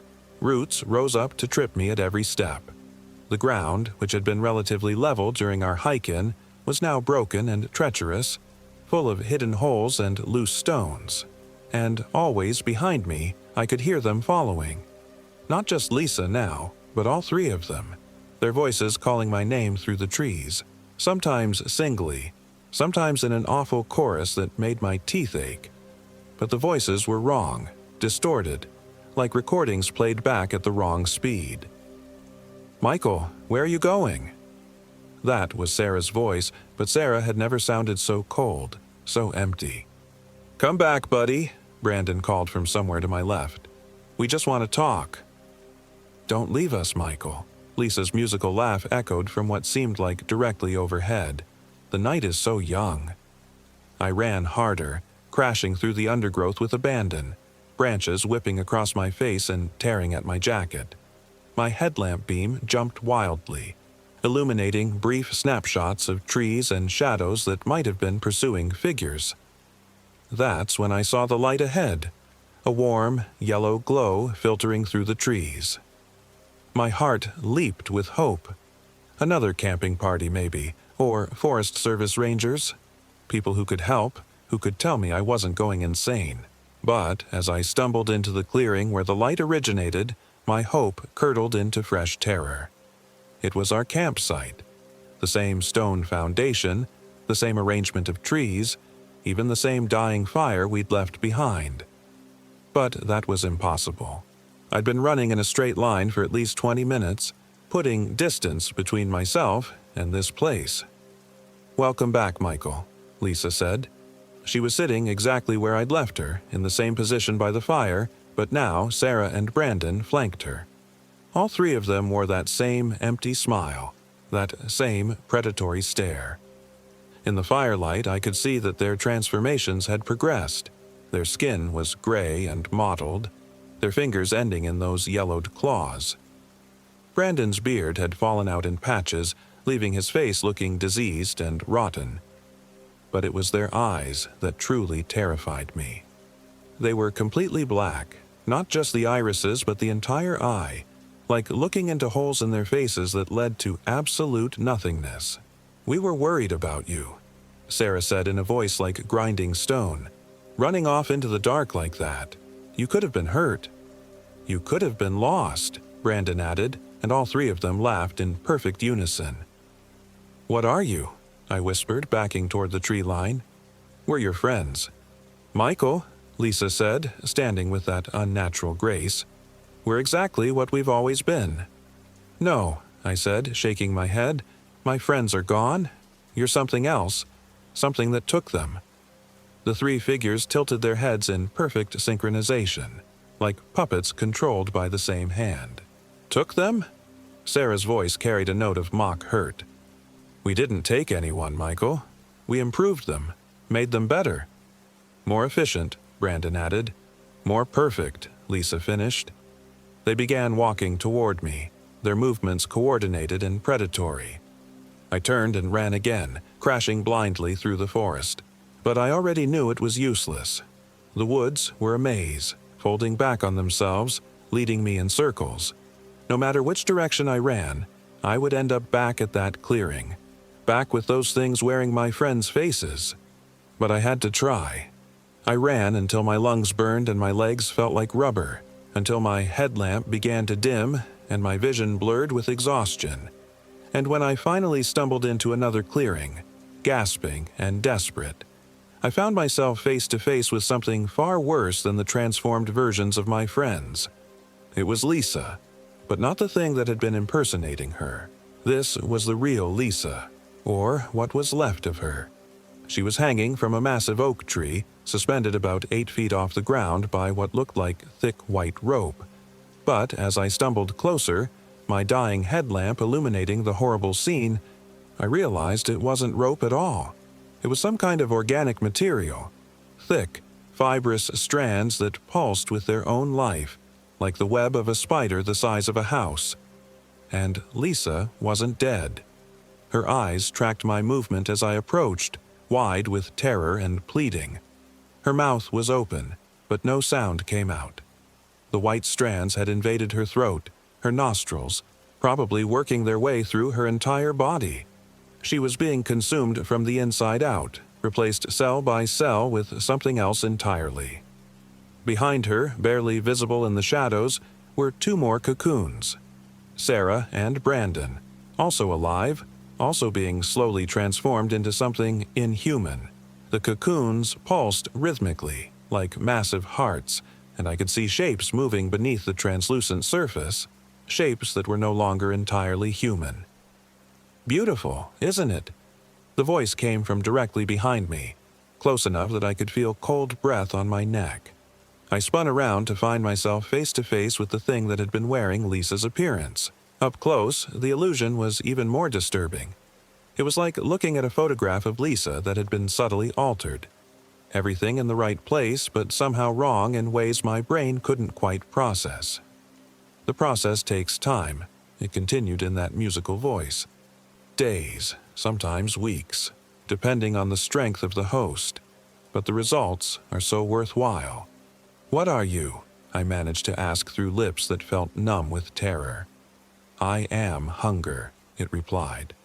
"I am the space between heartbeats, the silence between breaths. I am what comes when the world grows thin." It gestured toward the cocoons with one clawed hand.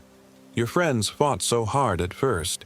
Such spirit, such determination to remain themselves. But in the end, they all realized the truth, that existence without purpose is meaningless, that only through transformation can they achieve perfection." "You're insane," I whispered. The thing that looked like Lisa laughed, a sound like breaking glass. "Sanity is a human concept, Michael, and you won't be human much longer." The other 2 creatures emerged from the shadows behind it, the things wearing Sarah's and Brandon's faces. They moved with that same predatory grace, spreading out to encircle me.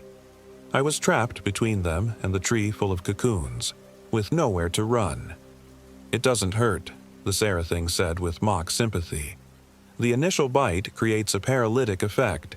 You'll be conscious throughout the transformation, able to feel every change but unable to resist." "Some find it quite pleasant," the Brandon thing added, "the sensation of becoming something greater than yourself." I fumbled in my backpack, looking for anything I could use as a weapon. My fingers closed around the emergency flare Sarah had insisted we bring, and I pulled it out with desperate hope. "Light," I said, remembering how the fire had reacted to fresh fuel. "You don't like light." I struck the flare against its cap and brilliant red light exploded across the clearing. The three creatures recoiled with hisses of pain and rage, their false human appearances flickering like bad television reception. For a moment, I could see them as they really were. Tall, emaciated figures with too many joints, covered in that same white, fibrous material that formed the cocoons. Their faces were blank ovals with those black holes where eyes should be, and their mouths were circular wounds filled with rows of needle-sharp teeth. "Run, Michael!" The voice came from Lisa, the real Lisa hanging in her cocoon. The flare's light had somehow given her the strength to speak. "The old foundation. There's iron. They can't cross iron." I didn't waste time asking questions. I ran toward the campsite, holding the flare high, its red light cutting through the darkness like a sword. Behind me, the creatures gave chase, but they stayed at the edge of the light's reach, hissing and clicking in their true voices. When I reached the clearing with the stone foundation, I could see what Lisa meant. The scattered stones weren't just random debris. They were the remains of a structure that had been built with iron reinforcement. Rusted metal bars protruded from several of the larger stones, and the ground was littered with corroded iron implements. I jumped onto the foundation just as my flare began to sputter and die. The three creatures emerged from the tree line, approaching the edge of the stone circle but not stepping onto it. They paced back and forth like caged animals, their black eyes fixed on me with malevolent hunger. "You can't stay there forever." "Michael," the Lisa thing said, its voice now carrying an inhuman harmonics that made my teeth ache. "The iron won't hold us forever, and when the sun sets tomorrow, our strength will be doubled." I looked at my watch. It was past midnight, which meant I had less than 6 hours until sunset the next day. 6 hours to figure out how to destroy these things and save my friends, if they could still be saved. The creatures settled in to wait, positioning themselves around the iron circle like guards. They didn't speak again, but I could feel their attention on me, constant and predatory. As my flare died completely, plunging the clearing into darkness, their eyes began to glow with a faint phosphorescent light. I spent the next several hours in a state of terrified alertness, using my phone's flashlight sparingly to conserve the battery. Every shadow seemed to hide movement. Every sound could have been the creatures testing the boundaries of the iron circle. As dawn approached, I began to hear a new sound, a rhythmic thumping that seemed to come from underground. It took me several minutes to realize what it was. The sound of the cocoons pulsing, synchronized with the beating of massive hearts. The transformation was accelerating. When the first gray light of dawn filtered through the trees, I could see that the creatures had retreated somewhat, but they were still there, watching from the shadows. The thing wearing Lisa's face was closest, crouched like a gargoyle on a fallen log about 20 feet away. That's when I noticed something crucial. In the growing light, I could see that their stolen appearances were becoming less stable.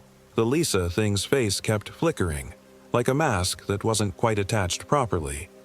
Sometimes I could see its true face underneath, that blank oval with the circular mouth full of teeth. "The light weakens them," I said aloud, and the Lisa thing's head snapped toward me with mechanical precision. "Clever boy," it said, but its voice was distorting, becoming less human with each word. "But not clever enough." I had an idea. It was insane and probably suicidal, but it was the only chance I could see to save what was left of my friends. The emergency flare had been effective, but temporary. I needed something more permanent, more powerful. Looking around the foundation, I spotted what I was looking for. A rusted iron bar about 3 feet long, probably part of the original structure's reinforcement. It was heavy in my hands, but solid and real in a way that everything else in this forest wasn't. "What are you planning? Michael?" the Sarah thing called from its position across the clearing. "There are 3 of us and only 1 of you. Even with your little iron stick, you cannot win." But I wasn't planning to fight them directly. I was planning to go back to the cocoon tree, to try to free my friends before the transformation was complete. If I could get them out of those things, if I could get them to safety. I waited until the sun was fully up before making my move. The creatures had retreated deeper into the shadows. their stolen forms becoming increasingly unstable in the daylight. When I stepped off the iron foundation, they stirred but didn't immediately pursue. Foolish, the Brandon thing hissed from somewhere in the trees. You could have stayed safe until dark. Now you die in the light. I ignored its taunts and ran toward the cocoon tree, the iron bar heavy in my hands. I could hear them following, crashing through the underbrush behind me, but they were slower in the daylight, more cautious. When I reached the tree, I could see that the cocoons had grown larger overnight. The organic material was thicker, more opaque, but I could still make out the shapes of my friends inside. Lisa's cocoon was the most developed, pulsing with a rhythm that matched my own heartbeat.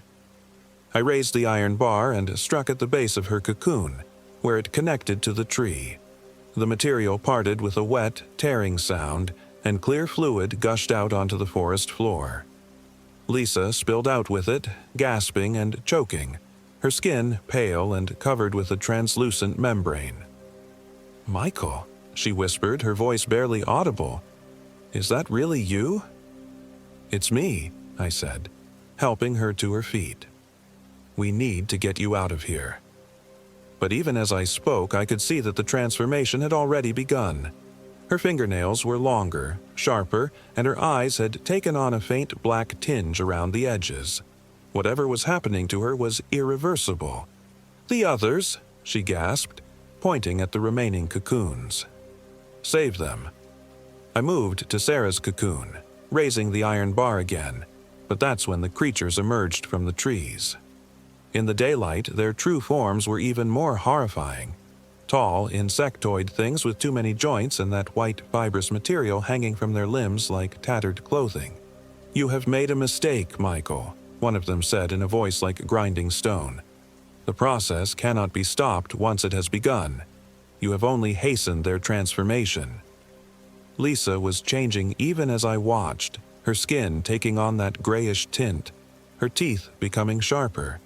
But there was still something human in her eyes, still some part of her that was fighting the transformation. "Kill me," she whispered, grabbing my arm with claws that were no longer entirely human. "Before I become like them. Please." I couldn't do it. Even seeing what she was becoming, I couldn't bring myself to hurt her. Instead, I swung the iron bar at the nearest creature, catching it across what might have been its chest. It recoiled with a shriek of pain, the metal leaving a smoking wound in its fibrous hide. "Iron burns them," I said, more to myself than to Lisa. "It's not just a barrier. It actually hurts them." The creatures were circling us now, but keeping their distance from the iron bar. I could see fear in their black eyes, or at least caution. They knew the metal could harm them, maybe even kill them. But there were 3 of them and only 1 of me, and Lisa was getting weaker by the moment as the transformation consumed her. I couldn't protect her and fight them at the same time. That's when I heard the helicopter. The sound came from the north, growing louder by the moment. The unmistakable whup, whup, whup of rotor blades cutting through the air. The creatures heard it too, their heads snapping toward the sound in unison. "Search and rescue," I breathed. Someone had noticed we were missing, had come looking for us. The creatures began to retreat, melting back into the shadows between the trees. Whatever they were, they didn't want to be seen by other humans. But as they disappeared, one of them, the thing that had been wearing Brandon's face, turned back to me. "This is not over. Michael," it said. "We know where you live now. We know your scent, your taste, your fears. Sleep well." Then they were gone, leaving me alone with Lisa and the sound of approaching rescue. The helicopter found us 20 minutes later, following the smoke from a signal fire I'd built using some dry leaves and my last match. The paramedics took one look at Lisa's condition and called for immediate medical evacuation. At the hospital, the doctors couldn't explain her symptoms. The gray discoloration of her skin, the changes to her bone structure, the strange growths that had begun forming along her spine, none of it matched any known medical condition. They kept her under observation for weeks, running test after test, but the transformation continued despite their efforts. Lisa lasted 3 more days before the thing she was becoming finally overwhelmed what was left of her humanity. The official cause of death was listed as acute systemic failure due to unknown pathogen. But I knew the truth. She had died the moment she stepped into those woods, the moment that thing had touched her. Everything after that was just a slow goodbye. They never found Sarah and Brandon, though search teams combed every inch of Shawnee State Forest for weeks. The official report concluded that they had wandered off during the night and become lost, probably falling into one of the many deep ravines that cut through the forest. Their bodies, the report stated, had likely been consumed by scavengers. I never told anyone what really happened. Who would believe me? A story about shape-shifting creatures and transformation cocoons and iron that could hurt monsters? They'd have locked me up in a psychiatric ward. But sometimes, late at night, I get phone calls from numbers I don't recognize. When I answer, I hear voices I recognize. Sarah's laugh, Brandon's voice calling my name, Lisa asking why I left them behind. The calls always come from different numbers, always from different area codes, but I know it's them, or what they've become.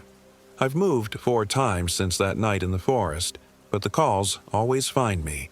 They're patient, whatever they are. They can wait. And sometimes when I'm lying in bed in that space between sleep and waking, I can feel them getting closer. The official records show that Shawnee State Forest covers about 63,000 acres of southern Ohio wilderness. But I know that's not true. I know there are places in those woods that don't appear on any map, paths that lead to clearings that shouldn't exist, trees that pulse with alien life. And I know that somewhere in that dark forest, in cocoons that hang from ancient oaks, my friends are still changing, still becoming something else, something hungry, something patient, something that remembers my name. The phone is ringing now as I write this. The caller ID shows a Columbus number, Sarah's old area code. I'm not going to answer it. I never answer anymore. But I can hear her voice on the voicemail clear as day. Michael? Michael, are you there? We miss you so much. When are you coming back to visit? The forest is so beautiful this time of year. So peaceful. So quiet. The message ends with that musical laugh I remember so well, but now it sounds like wind chimes made from human bones. I'm thinking about moving again. Maybe somewhere far from Ohio, far from forests and trees and the dark spaces between them. But I know it won't matter. They found me before, and they'll find me again.